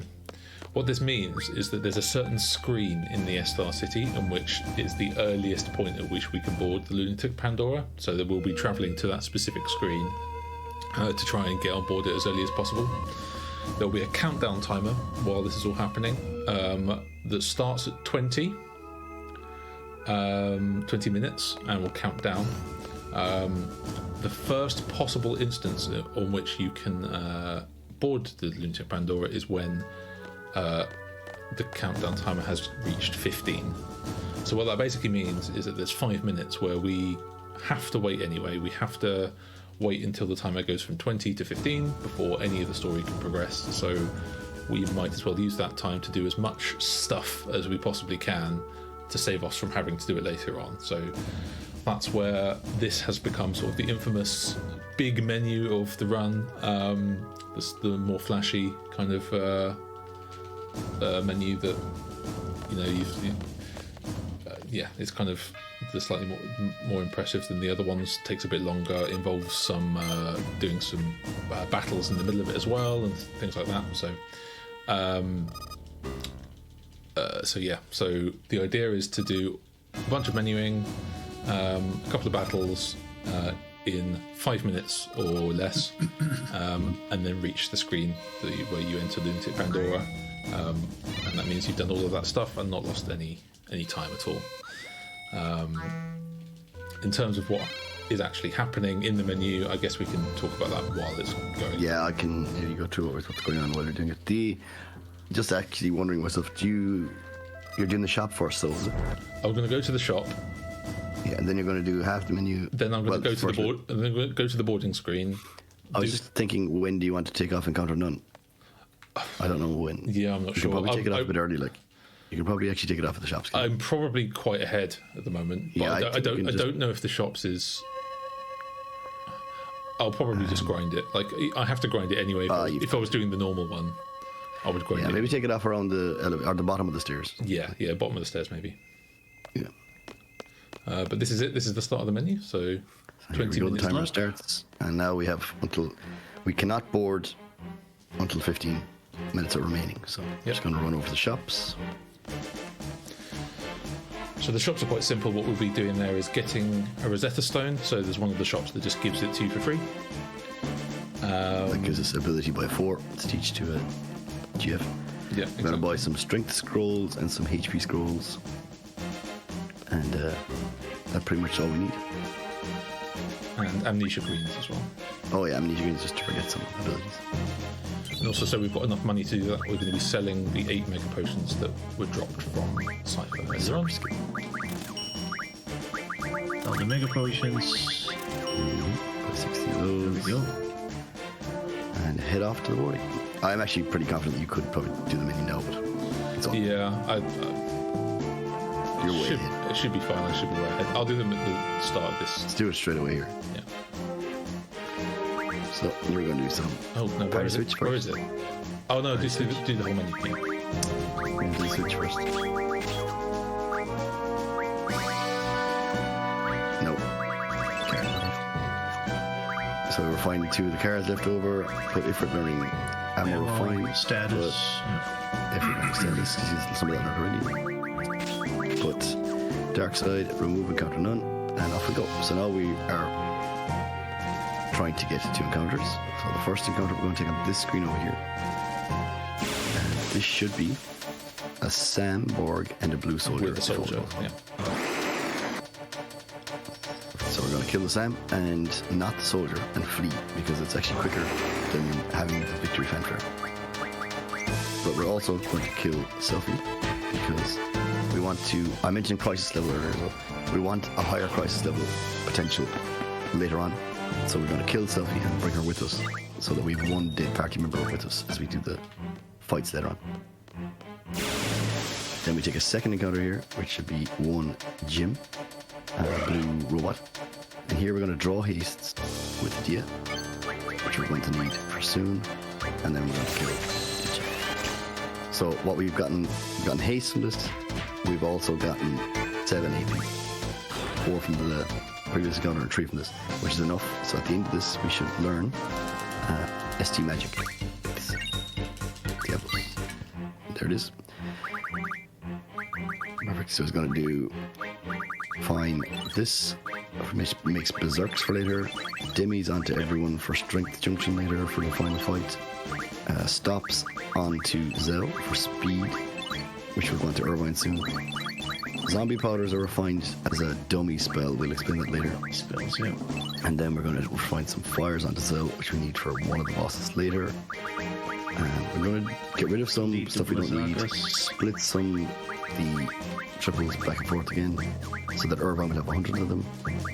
This magic rearrangement, we'll talk about the dummy spells and the magic rearrangement afterwards, I think, because it's something we can explain after the fact. Basically, you're putting spells that are important on page 8, so they're safe, and the other ones can be something else can happen there. And delete some abilities here on the GFs. This literally only saves a few frames, so later on when we're looking for Kriya Ballas, which was just there, which is ammo refined, we just have less abilities to have to cycle through. This is close. The final one there with Pandemonium is important because we deleted the 3 last abilities, so that when Pandemonium learns initiative, we'll automatically go back to the first thing to learn available, which is speed junction.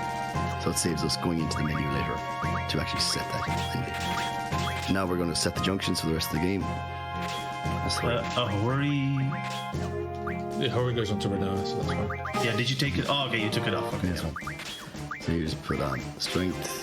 So we basically just give them all some abilities so they have something for the end. And they have a junction, which means they can do damage enough to the final boss, depending on the party we get. Then a quick swap back, and that is that. With 25 seconds left. Renoa has no. So Quistis is Nice. lower. GG, dude. You want to know where you go. And now we're done. Very nice. GG's in the chat. There's a slight That is the optimization time. here where if you go back onto this screen and then transition to the screen on the left, when there's 2 seconds remaining, then that's sort of You will puts us. arrive at exactly 15 on the next screen. Yeah. Saves you 2 seconds. So as long as we don't flee from this encounter, this is Yeah, Boarding point. that's a pretty bad mistake to make. Is getting to this point and then you can run away from this encounter, but you have to kill it to be allowed onto the Lunatic Bandora. So if you run away, you then have to wait until the timer reaches. That's really bad. It's 10 take like minutes 3 minutes. or something else. it's a lot of time. 4 minutes because you have to go. You have to wait till under 12 minutes. Oh no, maybe even longer. Yeah, maybe even The next longer. boarding point. Yeah. Yeah.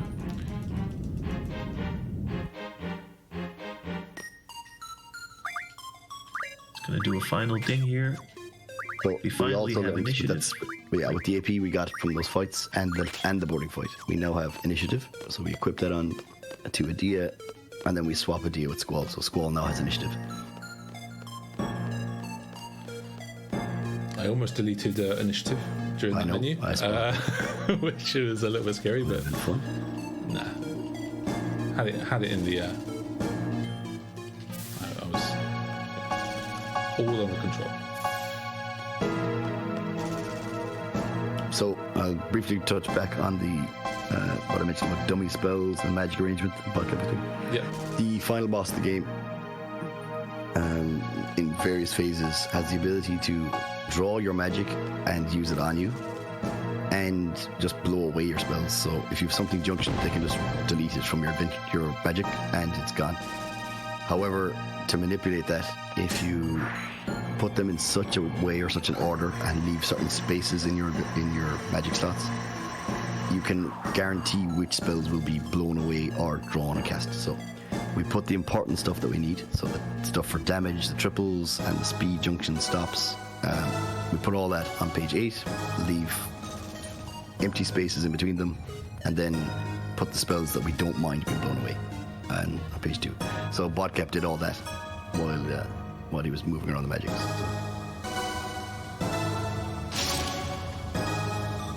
And hopefully, what that now means is that basically there's very little menuing left to do.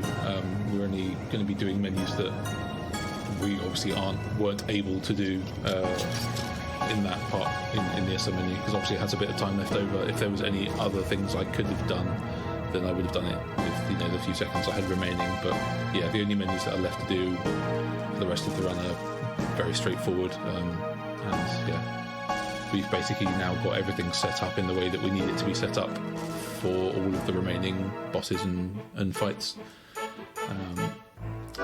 But before all of that, we get to go to space. Back with the other party after they were slingshotted up into orbit. This section is heavily based on 2001: A Space Odyssey. Very heavily. And actually, it does contain another legitimate skip. Oh, this actually is the most legitimate skip at the moment, but I don't know how much time does this actually save. This actually probably saves more than Sid skip. I don't think it's much more than 10 seconds, to be honest. I think all you have to do is talk to the guy, and then I think you have to go and actually pick up Renault though. Oh really? Oh, and maybe. walk out of the room again. Yeah, I think it's actually quite. Yeah, it might be 20 seconds or something. Yeah, the thing is though that this skip is so straightforward that you could do it casually without even knowing you did it. Yeah.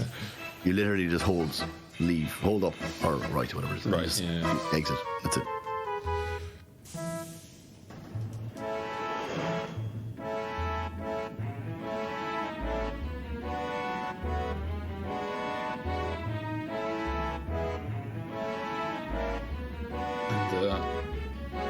And when it gets to the screen of is it the next one? Yeah, this one. There's just a guy chilling out, T-posing at the top of the. I've never noticed that too. Just having a fun time floating along, arms outstretched, not doing any work, living the life. So this is the screen with the skip. So you're kind of thawing out from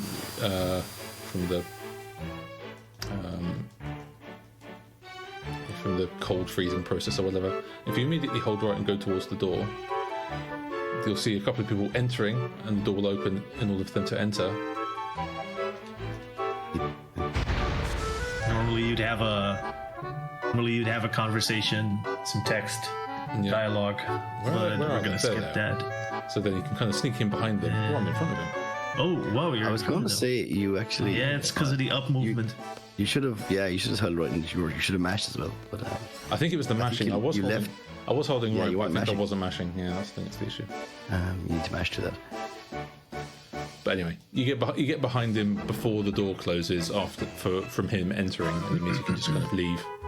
And Renault is already on your back. Ooh, never mind.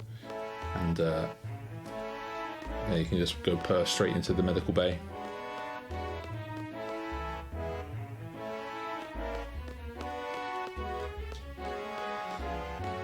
Your objective in coming to space was obviously to say hello to Alone and ask her if there's anything she can do to help Renoa, who is fallen into a coma.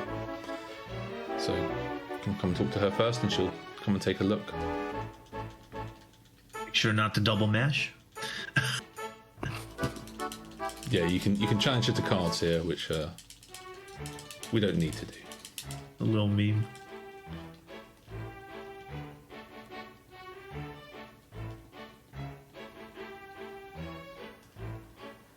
So they're going to go and have a look at cheese,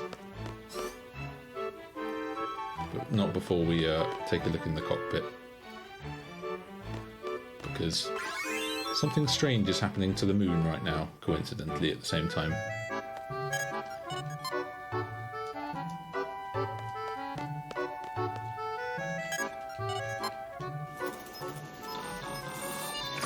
All these little pockets of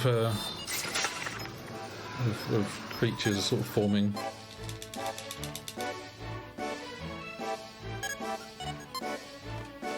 So it turns out the moon is full of monsters. Who knew? All on. Who knew it? Yeah, I think it's referenced elsewhere that there's sort of some cataclysmic event that happens every so often, called the Lunar Cry, that essentially means all the monsters that are on the moon decide that they don't like being on the moon anymore. There's not nearly enough oxygen, so they all congregate and fire in a sort of jet-like fashion down to the planet. I'm just doing some sort of screen transitions here to get Renoa to sort of move along the corridor a bit quicker. Normally you'd have to wait for her to take her very, very slow steps all the way along the corridor. But if you kind of go between the screen transitions and wait for the right length of time, she'll move ahead in the corridor quicker than she would otherwise if she was just walking.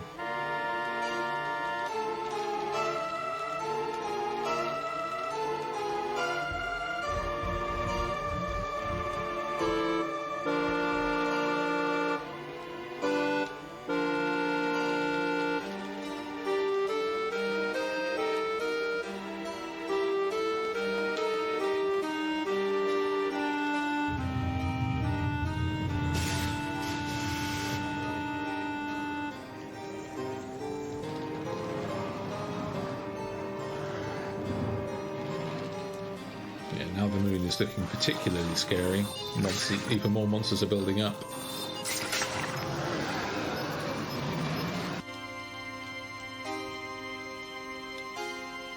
And so Squall thinks this might be the perfect time to go out there himself.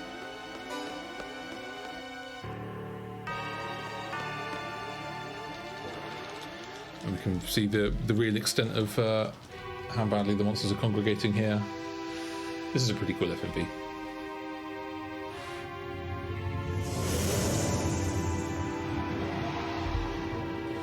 See, now it looks like an eyeball. An eyeball or a very, very aggressive pimple that's about to burst.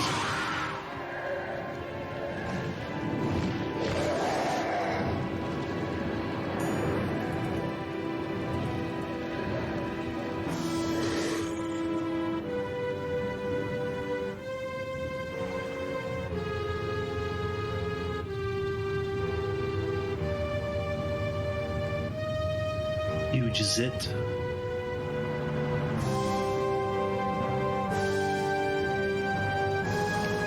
I mean, it is weird. Like, I wonder, how did someone decide to come up with this as an idea for as like the plot point in the game?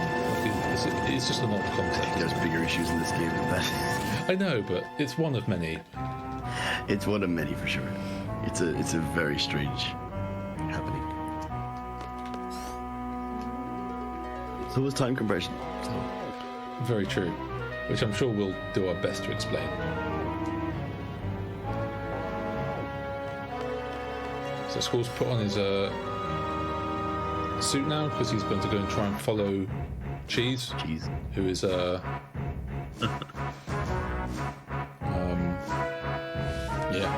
on her way out of the space station.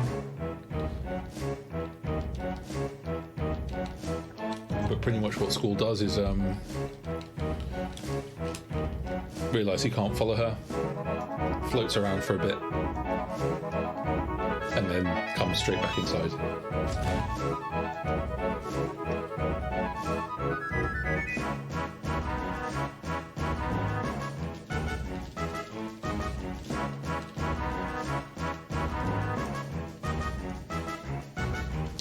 So you've kind of got to wait around for the right text box there to appear before you can actually leave that. So that's what I was doing there. I hate this screen. It's one of the most confusing, it's one of my least favorites. Most confusing movement screens in the entire game.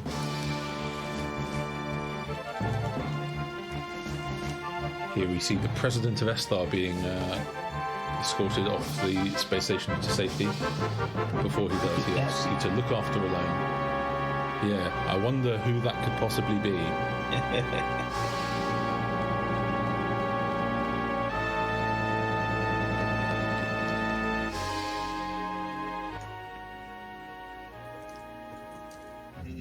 And now we get to the first of many cutscenes involving Renoa just sort of floating.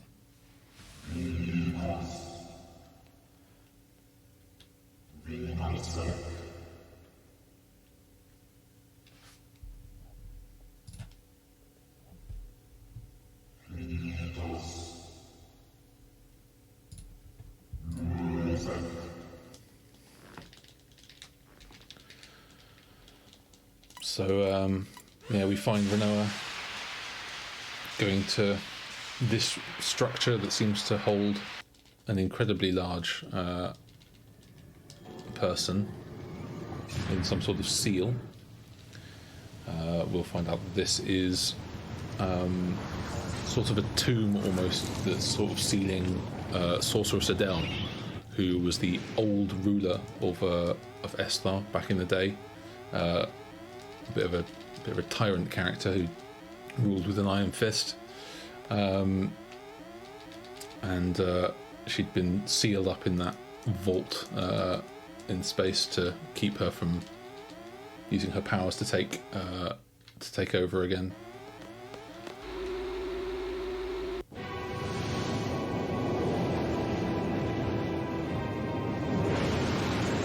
Renoa, who is being currently possessed by Sorceress Ultimecia, is trying to then free Adele from her prison, and is using the Lunar Cry as a method of basically getting Adele back from space and back onto the planet, and is capturing her in the lunatic Pandora. So the idea is that once Adele is in the lunatic Pandora, Sorceress Ultimecia is now possessing her, and Sorceress Ultimecia, who is a very scary sorceress, possessing Sorceress Adele, who is also a very scary sorceress, is a pretty frightening concept that we don't want to. Don't want to soft lock there. We don't want to entertain. Yeah, that screen just there. It's possible to get into the pod with Squall before Alone yeah. And that is a soft lock, because what then happens is Alone is constantly trying to get into her own pod, but she can't because Squall's in the way, but Squall can't leave the pod because Alone's in the way trying to get into the pod. So yeah, if you are fast enough and do the right movements, you can kind of squeeze in before Alone does, and yeah, that's another run over.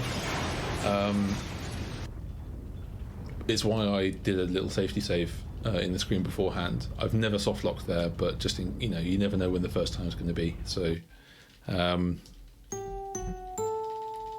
just a little cautionary thing there.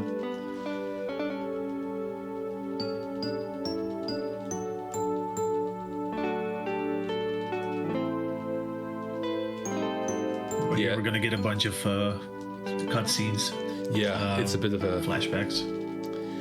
Space is known to be the most cutscene heavy section of the game. So once we're in the escape pod, Squall is kind of now that Alone has met Renoa or has seen Renoa in person, she's able to take Squall back through her memories. So now that they're in the escape pod together, Alone's kind of guiding Squall through the memories of Cheese. I keep saying Renoa. Her name's not Renoa. Her name is Cheese. Yeah, and kind of guiding Squall back through those memories to see if there's any clue that we can give as to, why she's possessed, how why she's not waking up, how we can save her. I love this incredibly artistic shot. This scene would have been absolutely fine if it just showed Zell and Renoa talking to one another, but they decided, for full effect, to put a giant glass in the way, so you can see Zell's guns even more magnified.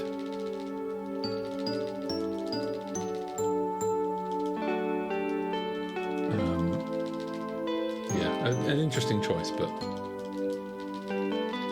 an iconic one.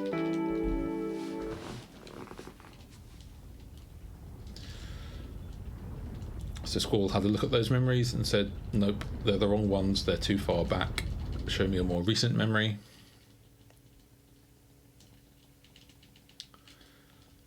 So this is the memory after we fight Adair at the end of disc 2. And it's basically the moment of Rinoa's possession by Sorceress Ultimecia.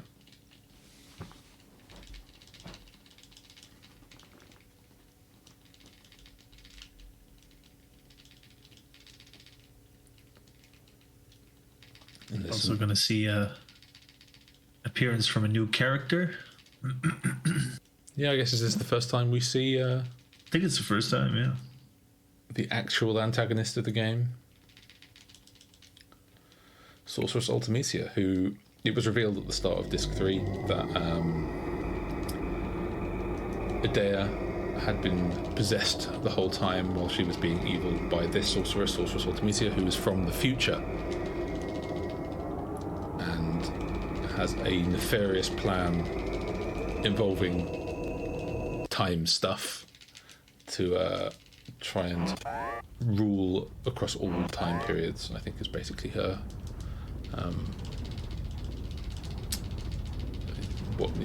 That's her goal. That scene terrified me as a kid. Me too. Absolutely terrified. That was one especially when she kind of looks at the camera and she's like, "Who's there? Yeah. Get out!" And there's spooky noises in the background, going ooh kind of thing. Yeah. That was one of the scarier. That was a scary noise, Badcap. Thank you. I tried. Ooh. That'd scare any kid. Yeah. He just jealous because he can't do it as well as me. Fair.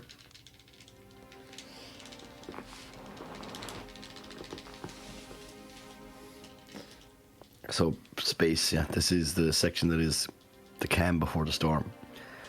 We have a brief section on the Ragnarok momentarily. We do. After that, we've got Badcap gets a break.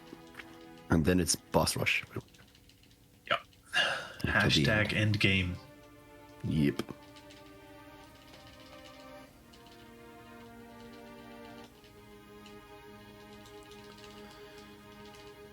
Oh God, talk about conspiracy theories.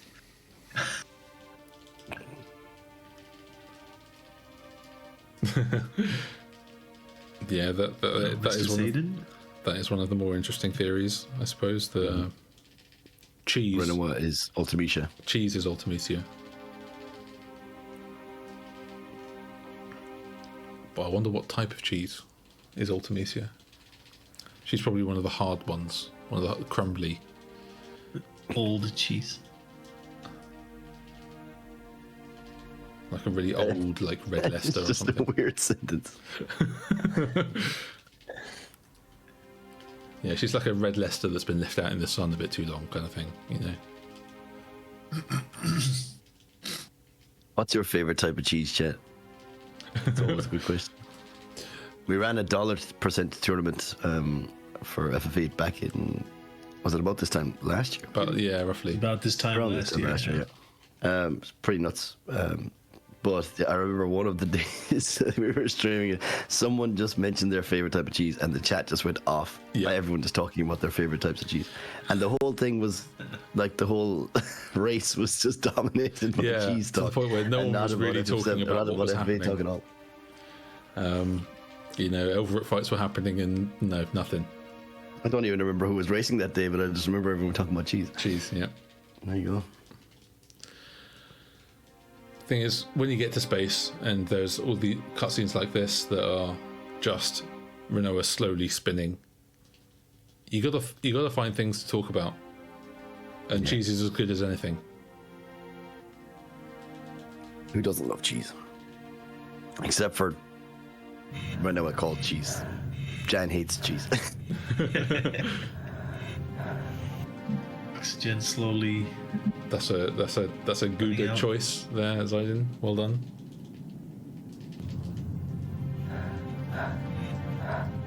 Personally, I'm a fan of Brie.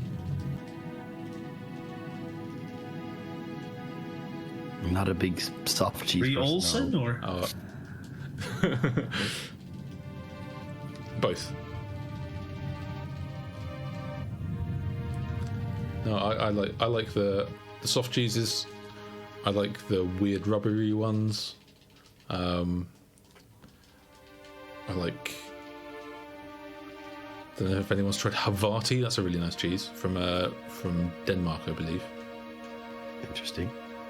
My friend has recently put me onto halloumi and everything halloumi related, and he just loves halloumi. Only recently. Yeah, come on, yeah.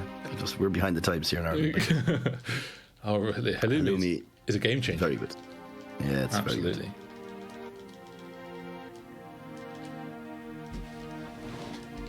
I mean, if you like salt, which I do. Oh, it's just like salty cheese. It's great. Salt is fried salty cheese. What's not to love? Salt is my favourite flavour. So I think anything fried is good. VH.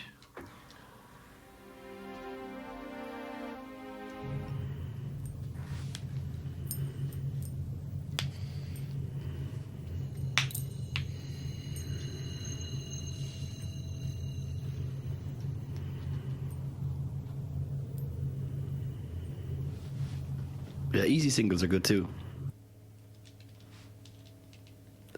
Badcap, fan of them, no? Any cheese that comes out of plastic wraps.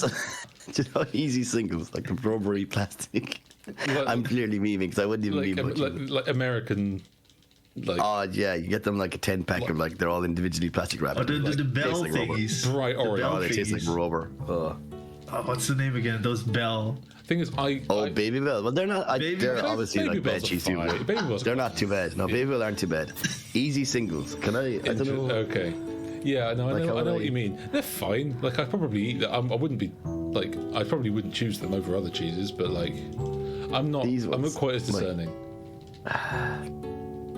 I'll have to send a picture to T. I don't know. He doesn't. I'll put it in the Discord there. These kind of ones. So they look like they're all individually wrapped plastic thing. Well, it's for convenience, isn't it? Oh, but they're rotten. Yeah. It's just like you're eating plastic. Do you have cheese strings? Oh yeah, I used to love cheese strings as a kid. Me too. That was the ultimate cheese as a young lad. You were a cool kid going to school with those in your lunchbox, dude. Absolutely. It's the only thing I had going for me.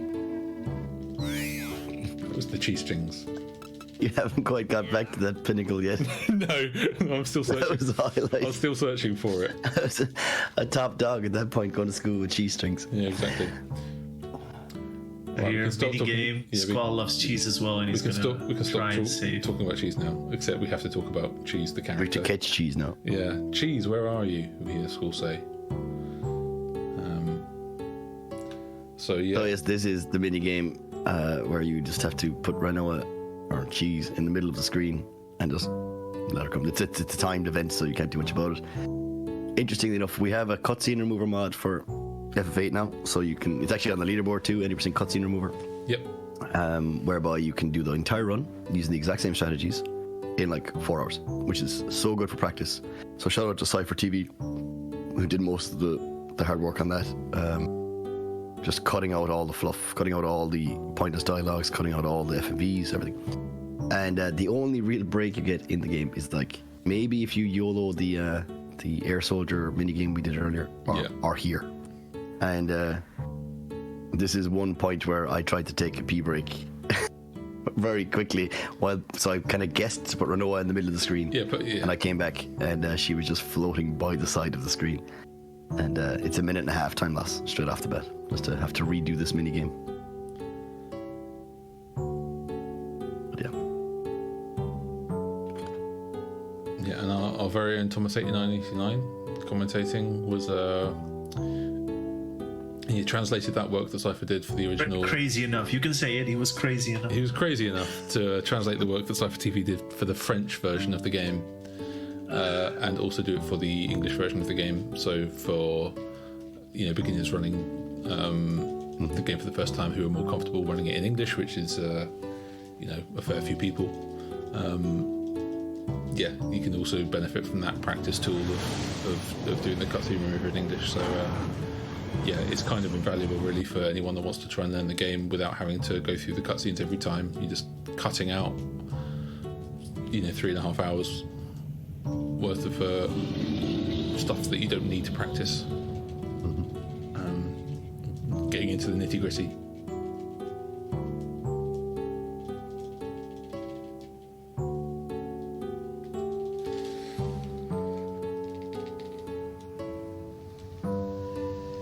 But extremely luckily, after Squall finding Rinoa in space, finding Cheese in space, Squall and Cheese are suddenly notice a spaceship nearby, just abandoned, unused, ready for action.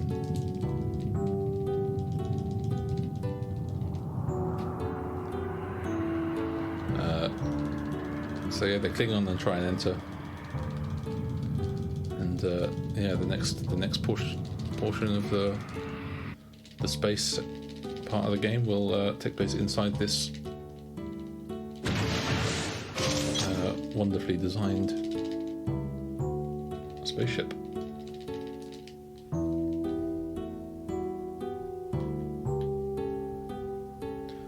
But it didn't have to take a long time for them to float into it.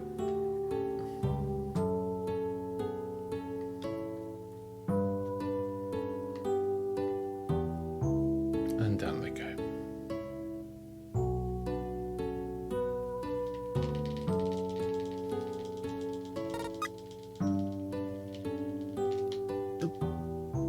Gravity's active, or almost.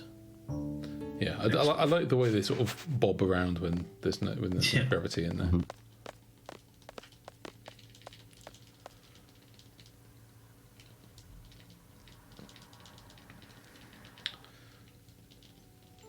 So for the next couple of bosses, earlier before we went to space, we did a little menu as well where we put the battle speed to 0, which is very important because the next couple of bosses have ATBs that are just have ATB speeds that are just through the roof. It's insane. Mm-hmm. So that together with initiative on Squall will always give us it's still, even with initiative, it's still not even guaranteed. with initiative they can still get a turn Attacking. in, but most of the time Squall will be fast enough to get the first hit in, and he can just one-shot him without triggering.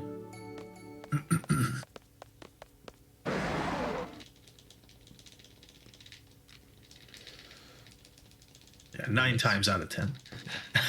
And it's these guys here. So these are called the propagators. There are 8 of them in total on the ship, with 4 different colours. So there's 2 of each type of colour. There's purples, reds, yellows, and greens. The gimmick of these guys is that if you kill a propagator of one colour, and then don't kill the other one of the same colour immediately afterwards, then the first one will respawn and you'll have to kill it again. So we kill both the purples straight away, and then we'll do both of the greens, then both the reds, then both the yellows. You could also, much like the pity skip we did in the yes, true, yeah. You can actually kill, I think it's like 25 of them or something. If you keep killing the wrong ones in wrong orders, it will just let you go eventually. Just go, alright, but you clearly don't understand this game, and just go ahead. But we don't accept it. It's still quicker to kill just 8 of them in the correct order, and that's it. Yeah. We are also looking here for a drop. These purples have a rare chance of dropping it, but we need a rock to aura, or so it's an aura stone. The reds are the most likely. Oh, there you go. Nice. Well, you don't need to do a safety save. Yeah, exactly. I might do one anyway, just in case, because I haven't saved in a while. But I don't want to have to. Do normally, we expect them from the red ones. Yeah, I think it's about 4 or 5% chance to get it from the purple. Yeah, it's very low. And it's closer to 60 or 70%. I can't remember exactly how much it is from the red. Yeah, 70. So I think all told, it's about a 90-something% chance throughout all of the fights to get an aura stone. And if you don't, but it happens often enough. It seems like it happens more often than that people don't get one. Definitely.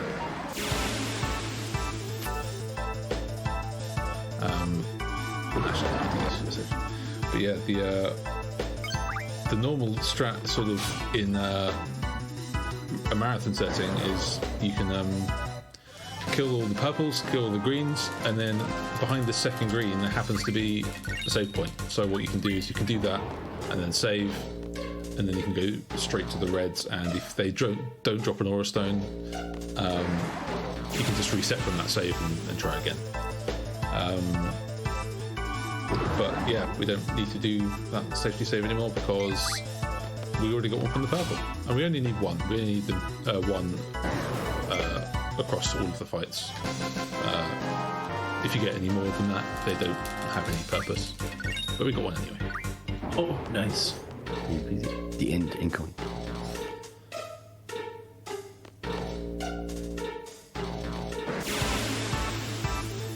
Hog, right hand.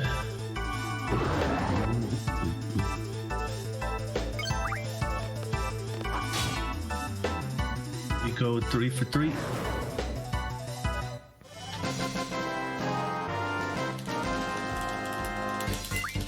And there we go. Oh, PogChamp. Well, that's, yeah, 3 for 4, I guess. But it's very, very unlikely to get Very unlucky to get one. Easy game for babies. You do know that's your basically your 2022. That's my Aura quota. Stone luck. That's all of it, man. But that is because that's because you did the jig as well, though. Of course, I did the jig, therefore I get 3. Yeah, It that's was true. guaranteed. Could have told you that earlier. Propaganda, I tell you.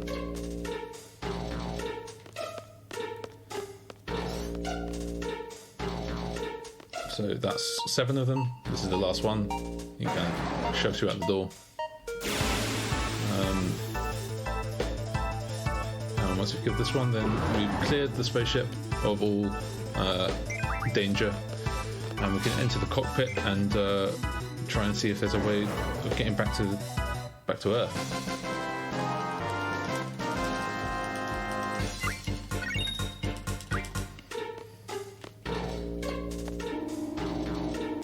There's a very, very slim possibility of soft locking there as well.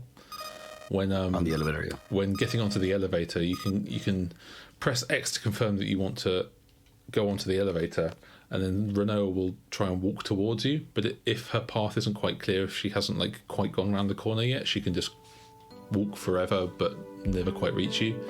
So there's a very, very slim chance of a soft lock there. But I've only ever seen it happen once, and that was on console, so I don't even know. Yeah, I was going to say it's probably an analog thing. Yeah. But as it stands, we're in the cockpit, and the biggest break of the run is coming up. You'll have about 5.5 minutes, something like that, of auto-scrolling time. However, Not. I think it would be... Don't disappoint Bert now. No. I think... Oh no, I'm not worried about the mashing, Thomas. Oh, I think people aren't going to have a chance to hear this lovely song sung by at least one of us. So I don't know if the delay will work with these guys singing along at the same time. If it doesn't, it's just going to sound awful and whatever. Or I could just sing it on my own. It's up to you guys whether you want to, but I'm planning on singing along. go for it, Cap. Wow. Go for it. Okay, here we go. My last... Oh, it's the wrong lyrics. Sang my songs. It's a different verse. On the stage. Nice start. On my own. I never said my words. Maybe I will be heard. I have to Google the lyric. I saw you smiling at me. Was it real or just my fantasy? There we go. You'd always be there in the corner of this tiny little bar. My last night here for you. Same old songs, just once more. My last night here with you. Maybe yes, maybe no. I kind of liked it your way. how you shyly placed your eyes on me. Did you ever know that I had mine on you? Darling, so there you are, with that look on your face, as if you're never hurt, as if you're never down. Shall I be the one for you, who pinches you softly but sure?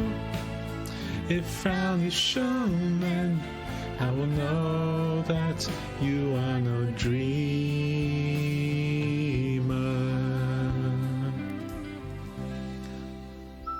It's much better when you've got the right lyrics in front of you.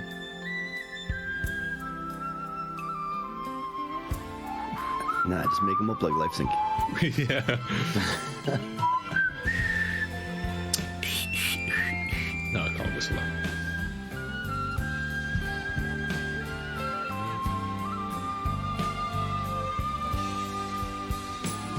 So let me come to you, close as I wanna be, close enough for me to feel your heart beating fast, and stay there as I whisper how I loved your peaceful eyes on me.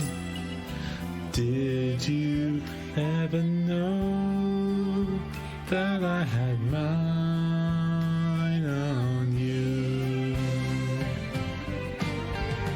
Darling, so share with me your love if you have enough, your tears if you're holding back, or pain if that's what it is. How can I let you know we're more than the dress and the voice? Just reach me out, then you will know that you are not dreaming. Darling, so there you are, with that look on your face, as if you're never hurt, as if you're never down. Shall I be the one for you, who pinches you softly but sure? If frown is shown, then I will know that you are no dreamer.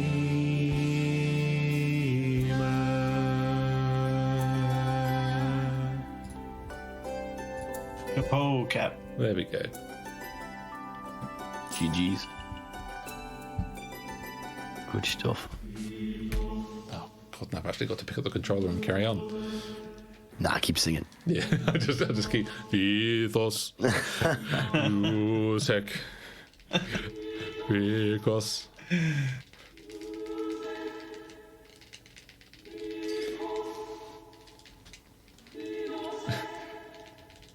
still gives me that slight giggle whenever I see the word cheese pop up.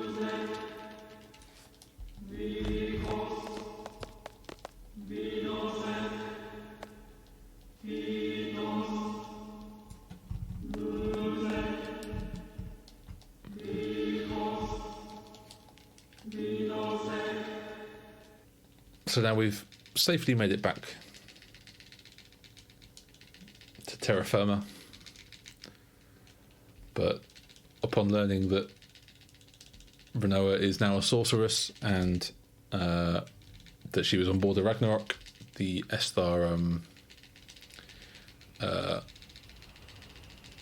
well, yeah, the higher ups at Esther have decided that she needs to be locked up,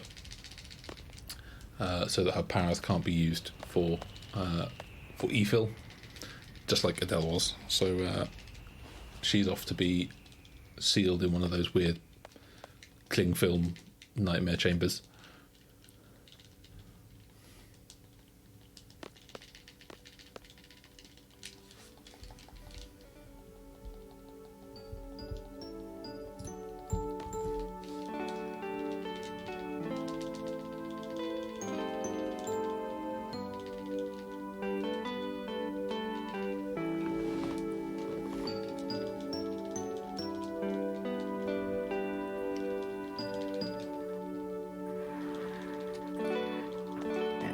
Third time. Oh no, this will be like the fourth time we've to save Renoa.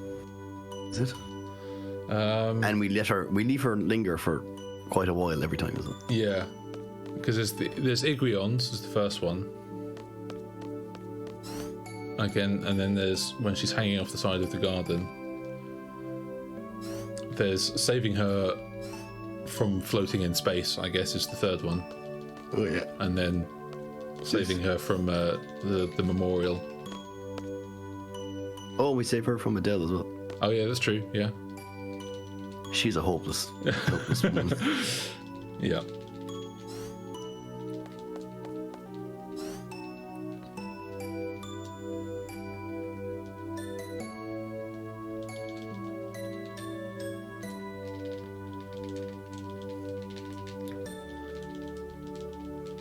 All of the rest of the party now come back and basically give Squall an earful for letting Renoa go without putting up a fight, to the point where she's immediately been taken off and now we're immediately going to go back and rescue her again. So yeah, that's going to be our first port of call, and this is going to be the first time that we have control of the Ragnarok as the airship and the general vehicle throughout the world map. Not that we'll be using it for anything particularly exciting. We'll just be going from story trigger to story trigger to finish the game off. But it's exciting nonetheless.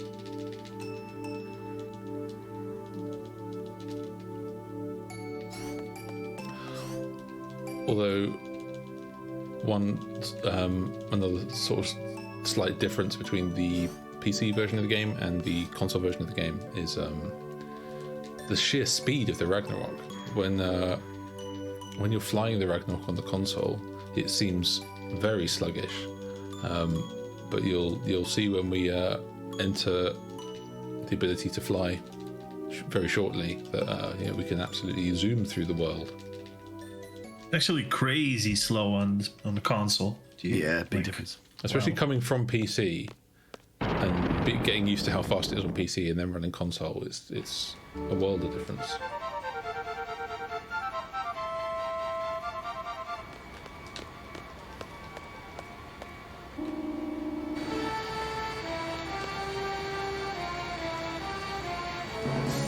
So Sophie has just taken the reins and decided that it's actually quite easy to fly a spaceship. Easy peasy. No problem. Off we go. Off we go. Yep, so here's the zoomy spaceship. It is very fast compared to console. Where are you going, Ken? I don't know. Where are you off to? Just giving us a tour. Nice. Monka steer. See the just thought Estar continent. So. Show the sights a little bit.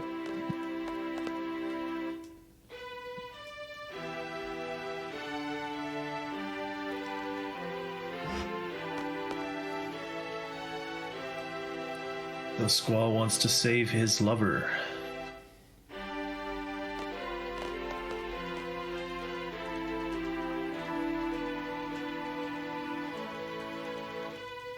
Yeah, the Ragnarok is definitely the coolest ship of in any Final Fantasy, in my opinion. Yeah.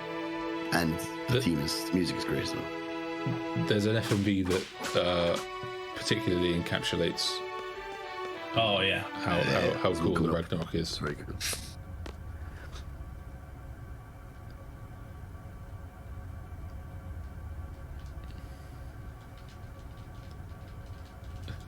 After after first trying to just punch the machine and seeing if that works. Quick slice of the job. Yeah, and that seems to break everything. And we save her yet again. It's fine. She'll be in distress again in not too long. In about 15 minutes.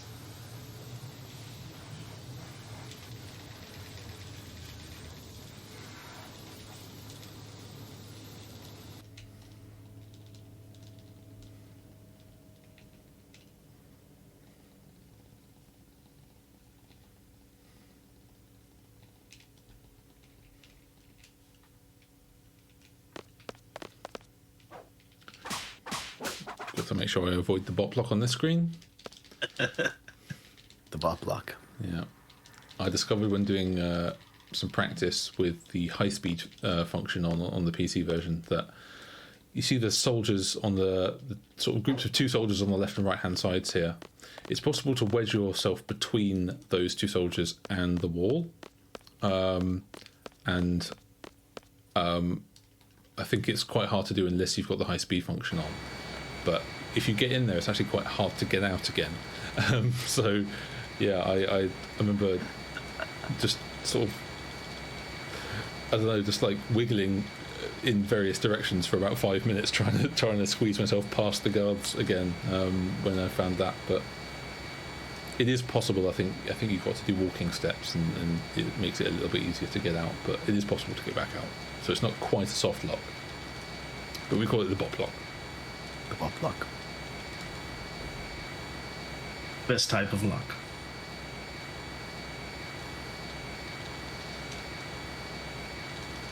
But now Renault is free.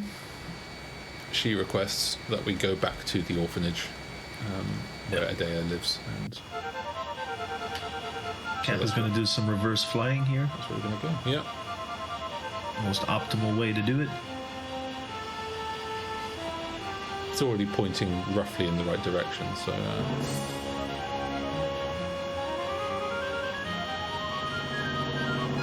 Nice. Very nice. Close. Quick menu. Swap. no, that's not right. That's what I say. Yeah, No, no, it it's, is. that's Yeah, fine. it is. What am I doing? And then it's over at the bottom. Yeah. That's it.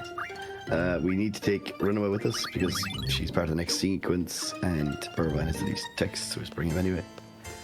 And into the flower scene, and make sure you pet the dog. So we just refined some of the items into ammo for Irvine for the end game. So we got demolition ammo, fire ammo, and AP ammo unlocked. Or not unlocked, but refined. Pet the dog. The dog I shall leave unpetted. Poor Angela Merkel. Poor Angela. Yeah, she helped us so well in the menu.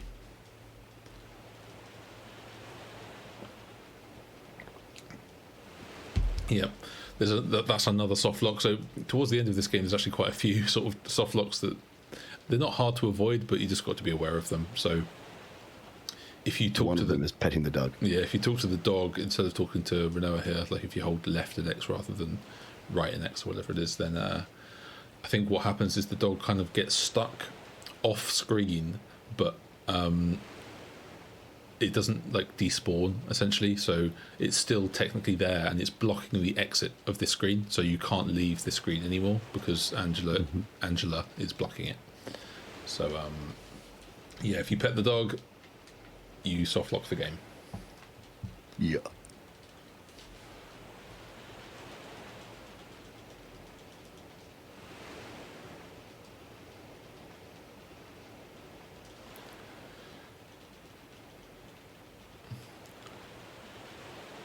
This is one of the longest sort of sections of just like pure text mashing without any options to choose, any little bits of movement you've got to do and that kind of thing. It's just a lot of text, 2 minutes straight.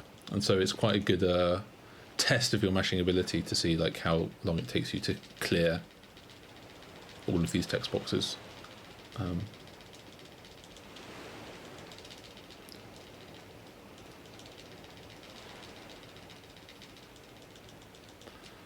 So Zell comes in and informs us that someone by the name of Kiros has contacted us from Esthar headquarters. So we recognise that name from somewhere.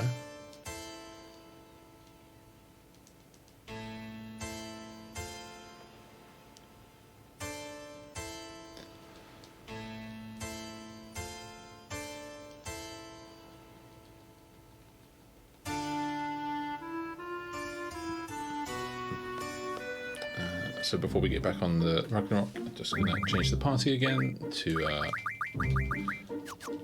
the party that we're going to use for the remainder of the boss fights, for most of the rest of the game anyway, and then make our way to Esthar.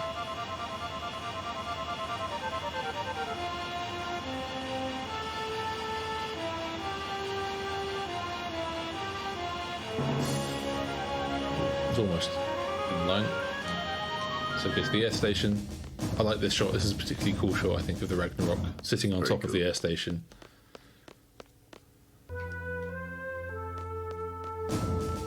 Waiting patiently while you go and talk to the president. We finally get to meet the president of Esthar. I wonder who it could be.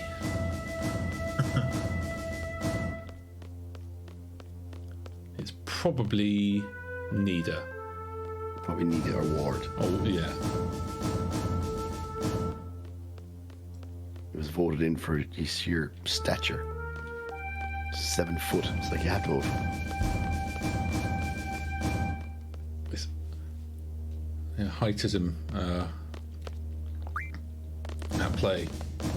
I'll just vote for the tallest person available.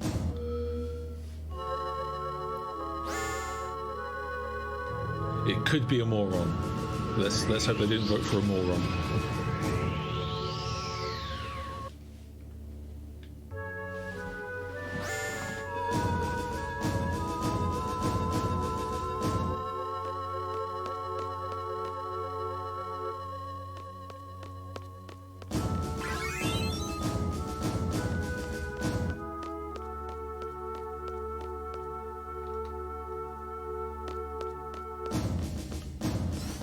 Moment of truth. I wonder who it is.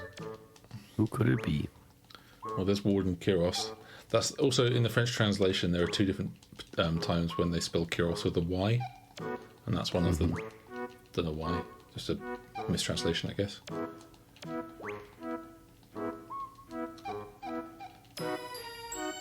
Oh, it's Laguna. Shocker.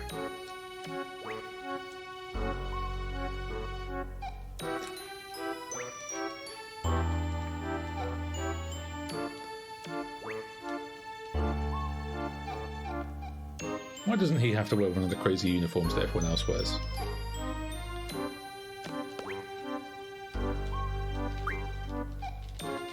He's the president. Does what he wants. I guess so. I suppose that Odin gets a pass and he gets to wear his weird ruff as well.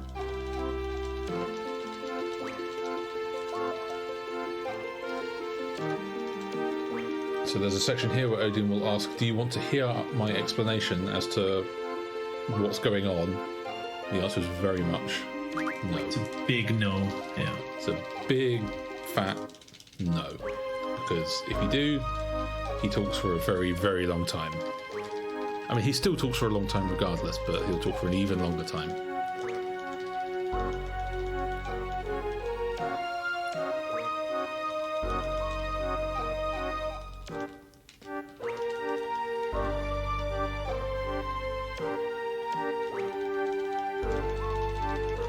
I think essentially what he's explaining here is what time compression is and how that works. It's essentially something to do with all time melding into one sort of one blob of time that Ultimecia wants that to happen so that she can rule across all time all at one all in one go, and she is like the only person in existence across all time or something. That's her goal. There's probably a more scientific explanation than that, but I don't know that I would be able to do it particular justice. But But the important thing to note is that in order to enact this plan, what we need to do is to stop her from doing time compression.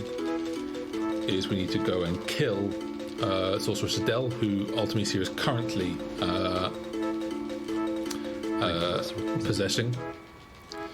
When she does that, she'll probably then possess Rinoa because she's the next nearest sorceress, and then Alone will work her magic to sort of take Ultimecia back to the past and then bring only Rinoa back, so that Ultimecia is in the past, and then we'll chase her to the future by killing all the other sorceresses, and then we'll fight her in the future, and everything will be okay. Yeah, when you say it out loud, it does really sound absolutely batshit. It's bonkers, isn't it? But I'm pretty sure I don't think I was with you for a while, and I played this game all the time, and I was still like, you know what? I just sounds bonkers. I think I got some of it right. We hope not that way. That's what I'm afraid of, because if you did, it still sounds bonkers. Yeah. Anyway, Lunatic Pandora, cool FMV. Here we go. Yeah. PS6 graphics. PS6 graphics incoming. So we're now getting to what we consider to be the proper end game, sort of the final boss rush. We've obviously had lots of sections of kind of heavy tech smashing and stuff like that to get through, and space obviously is a pretty time consuming, but now we've just kind of got boss fight after boss fight after boss fight, and another manipulation as well to do, which we'll after we've killed Adele, we can talk about what's going on there. Yeah, we'll explain the RNG thing. It's a very important part, actually. It's great FMV. Yeah, it's very cool. Slightly quicker here to talk to Zal and then go back in. You talk to Zal to basically say I want to leave, and then you go straight back in again, and it saves you having to actually walk through the Ragnarok to get to this screen. You just kind of immediately appear there, so it's a slight optimization there, and you come across Fujin and Raijin once more. A epic finale. Unfortunately, it's not quite as exciting a fight as the last one, because they have a scripted bit of dialogue at the start, which gives you plenty of time to queue up a limit break. Oh, nice. It was funny. Nice. Yeah. Jim, did you get a crit there?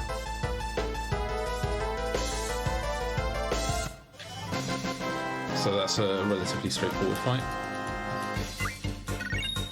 Many of the upcoming fights are very similar. Yes. We have initiative, which gives us first go in every battle, and then Irvine limit. And you'll see why we use Irvine to kind of deal all of the damage in the final section of the game, because it really doesn't take a very long time to do each of these fights.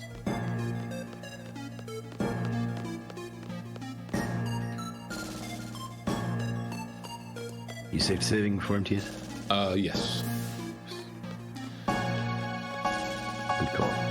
Yeah, Fujin and Raijin 2 is not a scary fight at all, so don't need to safely save before that one. But T8 can be a little... Marble Type 8, in theory, nothing should go wrong here as long as you do the right stuff, but if you're a bit unlucky, then I guess you could kill Squall, and then, it's a bit of a problem. So luckily there is, the standard thing the game does is puts a save point just before a boss, just so you know that there's something about to happen. So luckily on the next screen there's a save point. So I'm just going to drop it. Also nice HP as well, so no worries with dark side there. Yeah. So the idea with this fight is that you want to use Irvin's limit again, and use the demolition ammo. You want to use 4 demolition ammos will kill this boss. However, sometimes you don't get the required crisis level, so you'll only have enough time in your limit break to do 3. If that's the case, then you'll have to rely on Squall doing a dark side attack to finish them off. The dark side. So that's exactly what's happened. Side, yeah. I only got to do 3 attacks, so I've now got to wait for Squall's ATB to fill. This might be fine. That's okay. Yeah, it's fine. 290. 40 HP. So a little bit sketchy, but Easy. it's okay. Calculated. Very much calculated. So for those that don't know, what Dark Side is an ability that basically functions exactly the same as normal attack, except it does more damage to the person you're fighting than a normal attack, but it also hurts you. So you've got to be careful when you're doing a Dark Side that the damage it's going to do to you afterwards isn't going to then kill you if you don't have enough HP. So that's why you have to be a little bit worried about Squall's HP. So when that physical attack happened, we know that it's around 300 damage that gets done by the Dark Side. So he was on 330, which was just about enough so we can tank the Dark Side hit. We haven't done any healing between that fight and this next boss fight, which is right now, which is Cypher 3. The reason for that is because for some reason the game fully heals Squall automatically, and it also reses any other party members. So Irvin and Selphie are both dead, but they'll both appear back again with 1 HP. That's all we need. And Squall will be fully healed again. But as is now established, we'll just be doing a single limit with Irvin, and that will be enough to kill Cypher. He does not have very much health at all. So Fujin and Rajin have decided to part ways with Cypher. Yeah. They think he's gone mad a bit too far this time. Yeah, I think it's a nice little touch as well that throughout the fights you do with Cypher, you can see his coat gets even more dirty and raggedy and stuff like that. More hobo as it goes on. Full on hobo. We'll also have to see what drop we get from Cypher. There's a 10% chance of getting a slightly rarer drop, which will help us in the final battle. Otherwise, we'll get something called a hero.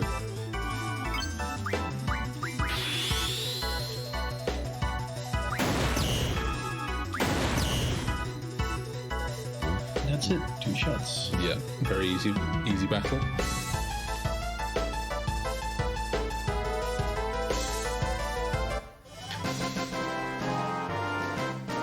Let's see what we get. Hero. Just a hero. So, yeah, to explain what that means. So, what a hero does, the item itself. So, we've already received one of them. We got one of them from the battle at the end of Disc 2. And what it essentially does if you use it in battle is it makes one of your party members completely invulnerable for a short period of time. So now we've got 2 of those. We got one at the end of this 2, we got one from Cypher just then, and we will be using that on the very final boss of the game, because it does a very powerful attack. I'm going to save just in case. It does a very powerful attack which ordinarily we wouldn't really be able to tank. So yeah, we just use this item that makes us invulnerable to get around that instead. Both of those fights that drop the hero, which is in French called the invulnerable, have I think it's about a 90% chance of dropping the hero, but a 10% chance of dropping a different item called a Holy War. And what a Holy War does is it makes your entire party invulnerable rather than just a single character. So getting one of those is very nice, and it's a time save in the final battle. So unfortunately we didn't get any in this run, but it's not exactly a likely outcome, so not too surprising.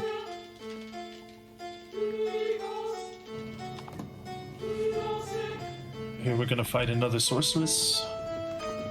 See, this casually is a very tricky fight, I think. But we're going to breeze through it. Yeah, it's basically scripted. There's also another... there's a bit of dialogue at the start, so... Yeah. Anytime there's a dialogue at the start and we have initiative, we can just do our round limit before anything happens.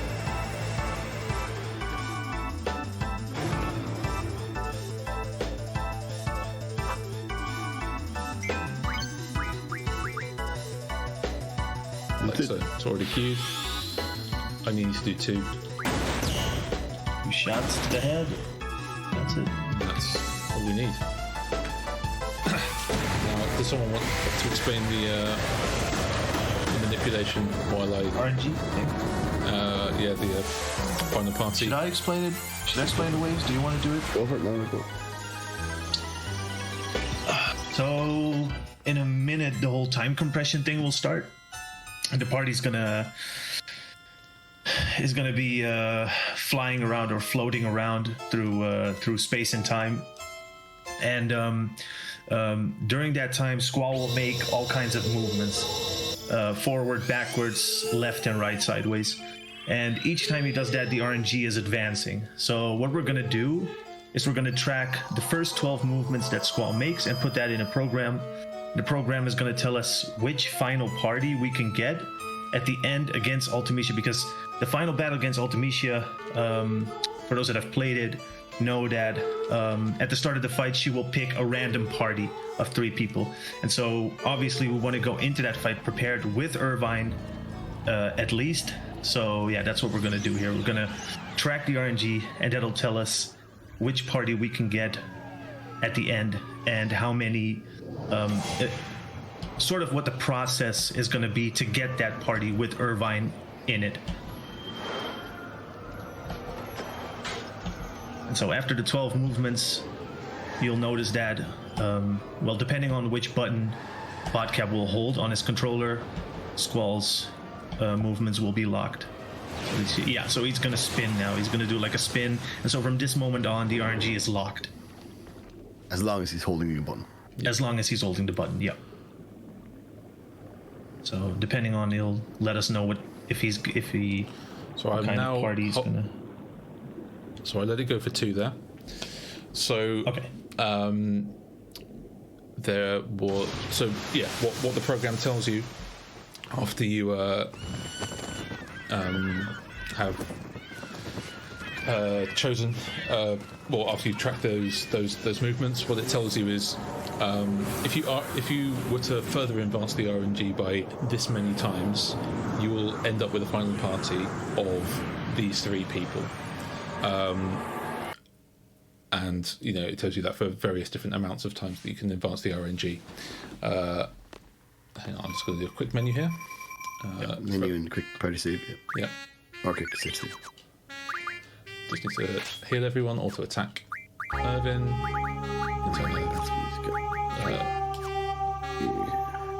There we go. So, And then we go. what party did you get? So my party will be Renoa, Irvin, and Selfie. Perfect. Okay. You don't need to change anything, so. Yeah, because if I'd done 1, it would have been Irvin, Zell, and Quistis. And then you would have had to do Oh no, we just had to do a junction swap because currently Quistis is not junctioned, but Renoa is junctioned. But if I do Irvin, Selfie, and Renoa, then she's still junctioned, but we can kill her off, and Irvin and Selfie have got faster. You would get faster Zell next time, so it's perfect. Yeah. So Essentially, what we want is. Oh, sorry. I was just going to say. Essentially, what we want is we want Irvine in the final party, but we also want to make.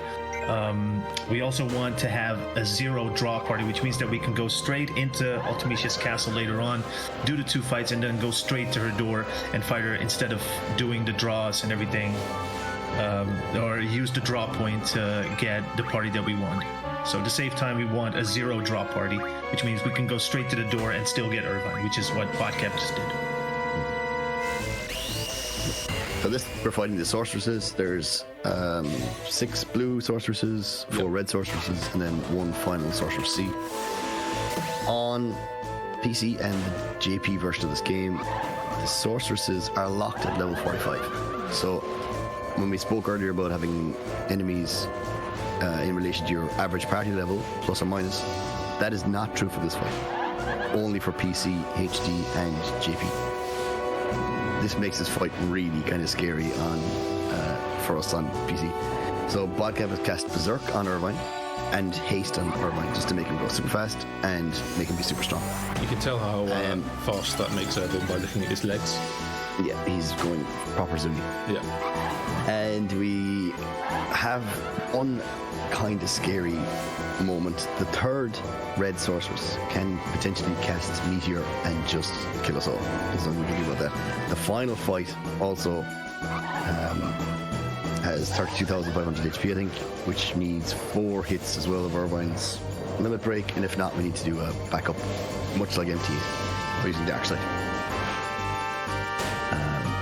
So this is, not only is it a fight that can rip the run, it's also a fight that can just lose you loads of time because all of the sorceress animations are really slow. So there's been many a PvE pace run that have just lost 30 odd seconds here. There's nothing you can do about it.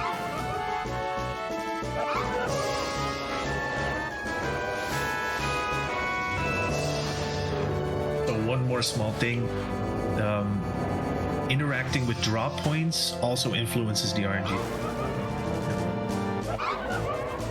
And in this case, in the castle later on, it'll influence what type of party you can get. So we want to bypass that. Okay.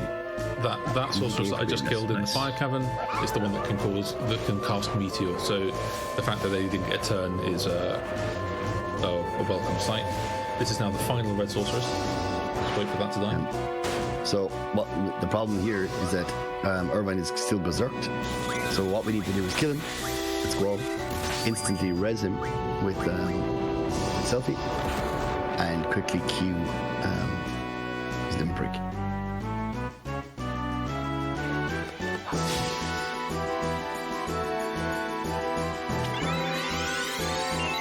Back to back, boom boom. 367. Search for the limit break. Hope for a good CL. Nope. Yeah, so this is only a 3 again. That's fine. But I've already Dark Side queued up. Yeah, I've already queued Dark Side for squall, and that should be enough to finish off the sorceress. Nice.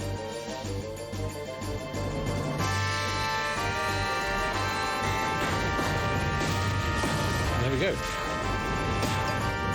So that's the final boss of the game before you get to the final dungeon, what's considered to be the final dungeon, which is Ultimisia's Castle. So I guess I think this would have been a good place to do the dark side glitch. Actually. Yeah, this is usually where you do the dark side glitch. I did try it in one of my practice runs, and In this case. it didn't go particularly well, so I thought I'd leave it out for now. Yeah. It's a bit sketchy. Yeah, it's definitely. But yeah, so we'll be arriving. We're now going to be arriving basically in the future. So Ultimisia, this is her time. This is where she lives. She's in a Castlevania castle. Yeah. Very cool FMV here. One of the more cooler dungeons. Yeah, exactly. So for those of you that don't know what the gimmick is of Ultimisia's Castle, it's essentially as soon as you enter the castle, all of your abilities are locked. So the ability to use magic items, the ability to draw, to resurrect people, to save, all those kinds of things, limit break, are all locked. So the only thing you can do is a physical attack and nothing else. There are 8 bosses throughout the castle, and each of those that you kill allows you to unlock one of those things to use within the castle again. I'm going to save here because the castle sometimes can be not very nice to you. So yeah, you can unlock up to there are 8 things that are locked, and there are 8 bosses that allow you to unlock everything. We will be unlocking 2 of those things in the speedrun in order to because you can go to the final battle whenever you want. You can go straight there if you want, but all you'll have is attack, and you won't be able to do very much damage, and you're not going to have a good time. So the minimum we need to unlock is limit if you want to do crazy strats. Silent. Or if you want to unlock items as well, you can use aura stones, and you can use heroes in our final party. This guy has a very small hitbox. I think people expect that you have to kill that guy at the top of the stairs because he's so large and imposing, but he has an absolutely tiny hitbox, so you can just scoot right past him. And it takes a bit longer to kill him than it does to kill some of these other bosses. So we're instead going to go down this little hatch and kill Tripoint. earlier in the SR menu, we give were us a flying nice- Faragas onto what is now Irvine Junction. So Irvine is the only one that we need to attack here because he has fire on his status attack, and Tri-Point will not counter fire off the bat, and then second attack will kill. Otherwise, he counters and does party-wide move. It's not always a party-wide move, which is that we are such low HP that it is. So, and that boss is done. And also, Tri-Point it's going to give us drops. supersonic. Yep. Yeah, that drops an accelerator item, which teaches strength or speed plus 40% to a GF. Rocket engine. Sorry, yes, rocket engine. Yeah, I think accelerator does the same thing, but it's like a different Supersonic percentage. rocket engine. Yeah. Yeah, but yeah, rocket engine. Yeah, speed plus 20%. There it is. But I now get to choose what I unlock, and I will unlock limit break. Because we're going to need that. So we used regular attacks on Tri-Point, and now we can use a limit break on the next boss. So the other thing that we need to unlock in order to use it in the final battle is item. So yeah, we're going to go and kill Tiamat, who is near the top of the tower where Ultimisia is living.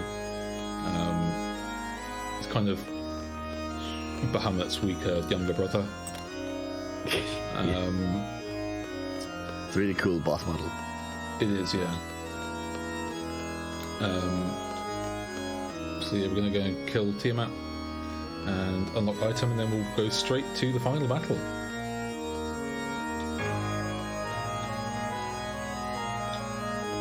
Or we can skip it and go for IM strats. You do have Renault in your party, and you do have 2 You do have Renault in your party. Yep, clock. I don't think we should be encouraging Zidin's strats. There's a very YOLO strat that one member of the community has decided he wants to try, which is to completely skip killing Tiamat and use Renault's Invincible Moon limit break to make the party vulnerable instead. But I think it's like a 25% chance of it actually working. Nice. Instant. And we get the crisis level. Oh, very nice. So this is another one of those fights where if you don't have the right crisis level, you only do 3 shots, but you need 4 to kill. So yeah, it's nice that we were able to do that.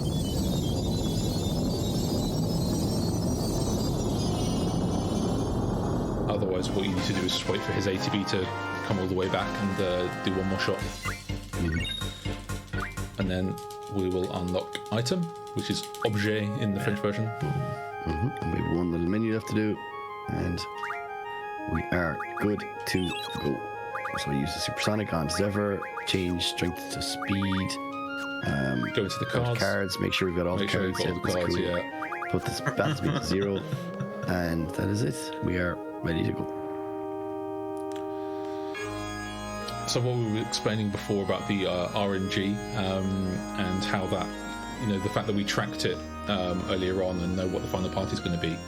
The reason that we know that at that point is because the RNG doesn't advance at any point for the rest of the game from the point that we're doing the tracking until right now. So the screen that I will be going on to after climbing down this next ladder is the first screen after we did the tracking where the RNG advances at all. So, but because the RNG is advancing on this screen, I have to be very precise to make sure that the only thing I do is hold the up button and do no deviations, because every half a second the RNG is progressing. So we know exactly how long it's going to take to get to the end of the screen, and then mash X to confirm the option at the end. And if that's quick enough, then it's exactly as it planned, and I will get the final party that the program told me I'll get, which is Selfie, Rinoa, and Irvin. All done well. And if you mess it up, we'll still probably get Irvin because he's in the 1-drop party also. Yeah, exactly. Good luck, Cap. Fairly safe. Good luck. Take us home, dude. So yeah, this is the final battle. So it's got 4 different phases to it, but yeah, fingers crossed it all goes well. the first phase is probably the kind of scariest. The second phase is kind of scary if Irvine gets targeted, but should be. Yeah. And that did happen to me in my practice run yesterday. Oh yeah, Jesus. Oh, I didn't even see how that ended. You died. Yeah, Griever flared Irvin like Oh, immediately. nice.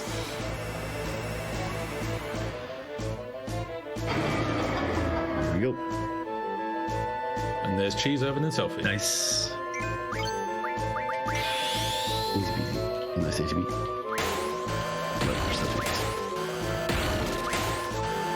Okay, so phase 1 went well. I've already got an ATB, so I will cast Aura on Irving with it.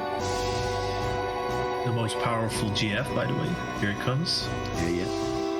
Here it comes. The Wait most for it. powerful Wait GF. for it. Let's see what he's called.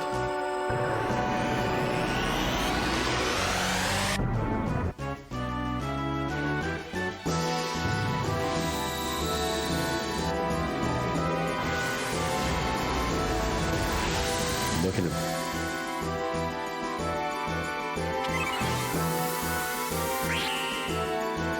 So that's the Aura Stone, which is going to give us a guaranteed high crisis level.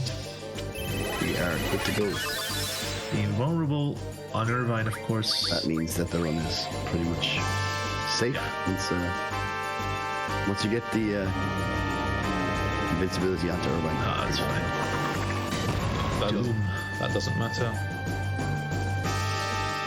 We're going to be killing Renoa anyway, so Yep. And now we're all set. That's it. That's it. There we go. 6 shots on this. Take it. First two. 5 now. Crit.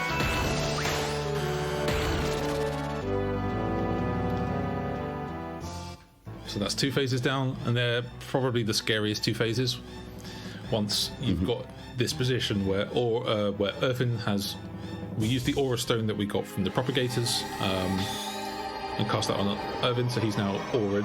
What Aura does is essentially increases your crisis level massively. So pretty much as soon as you get an ATB, you're almost guaranteed to be able to do a limit break, and that limit break is almost guaranteed to be of a high crisis level, which means that you will have, with Irvin's sake, the time you have to do the shots is going to be very long.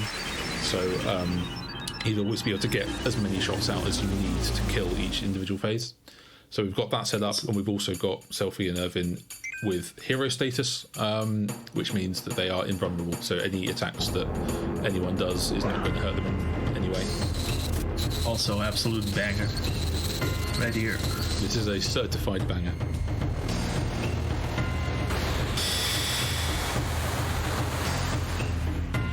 Also, Ultimecia just junctioned herself to me.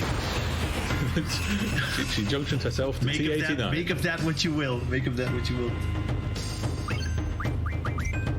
Ooh, just That was fast. Yeah, they just managed to get an attack on It's before still I not did. meteor. It's still not that slow. Yeah, Quake is not the slowest, so it's not too bad.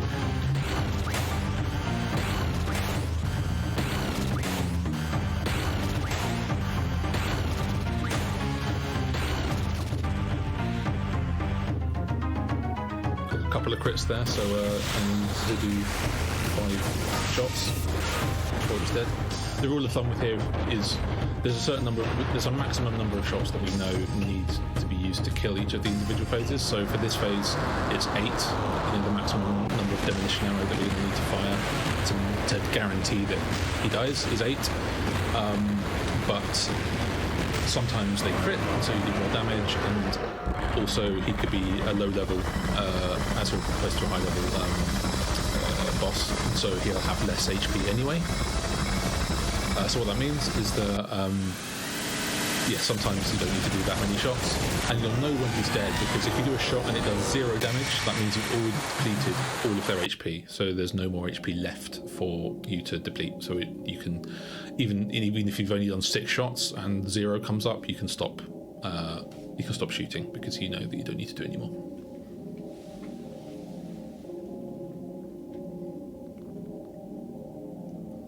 So now we're just waiting for the 4th phase. with another even banger. greater Banger. certified banger. What was it? Jam Cat. Make sure you get the casing right, Waze. I'm not sure. I'm afraid to do it. Yeah, but Small cat. everyone get all their cat jams and rat jams and jam cats and cat jammers and everything. I think in it's the a small chat. jam, big cat, is it? It's one. It's. I'm not the expert on this, Waves. I'm No, sorry. I think it might be big jam, small cat. So this is the true form of Damn Ultimecia. Oh, you've absolutely ruined it.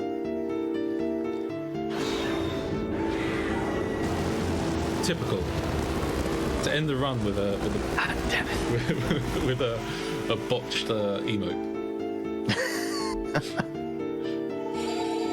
Oh, she gets an instant ATB.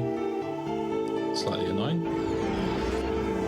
But we're still heroes, so none of this can affect us. I'm going to do up to 8 AP ammo here with Evan. There goes the zombie. So that right there is why we had the dummy spells and everything. The magic rearrangement that we did earlier. It's for stuff like this. That's it. I actually needed all 8 of You those. actually need all these. Yeah, it's interesting. Full That tank. doesn't happen very often. But now what happens is after you've depleted her HP.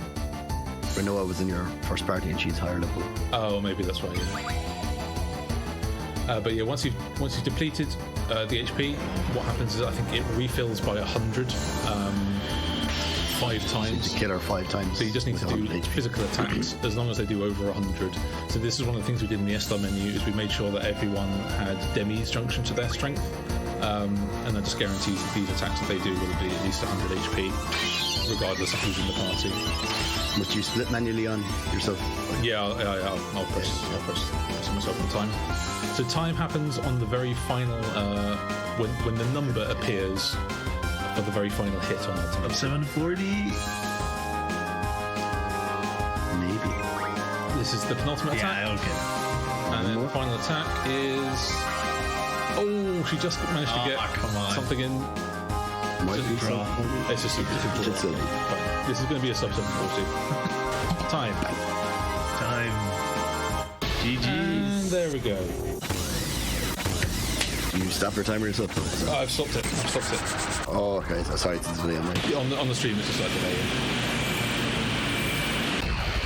Oh, so that is Final Fantasy VIII. Yeah. That's FF8, yeah. PC any percent. So thank you to everyone who watched and stuck around. Thank you to Waves and to TH9 for helping me out with the commentary. Really appreciate it. Thank you, man. Where's this Rams? And massive thank you to the organisers of Retrothon for letting a run this long into the marathon. I think I'm the longest. This is the longest run of the entire marathon, as far as I'm aware. So, yeah, it was really good fun from my side. Hope you guys have fun. Hope everyone enjoyed watching it. Hope you enjoyed my singing earlier on.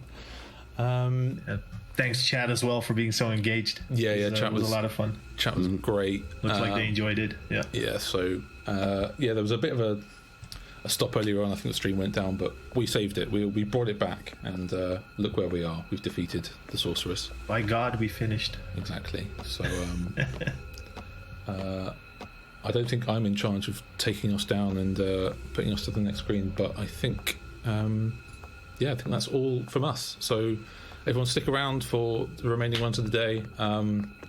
Super Adventure Island is up next. Super Adventure Island. That sounds super and adventurous. So I'll see you all around in the chat, I'm sure, for the rest of the marathon. But until then, thanks for having us, and see you later. Take care, everyone. Take care. Peace. Bye.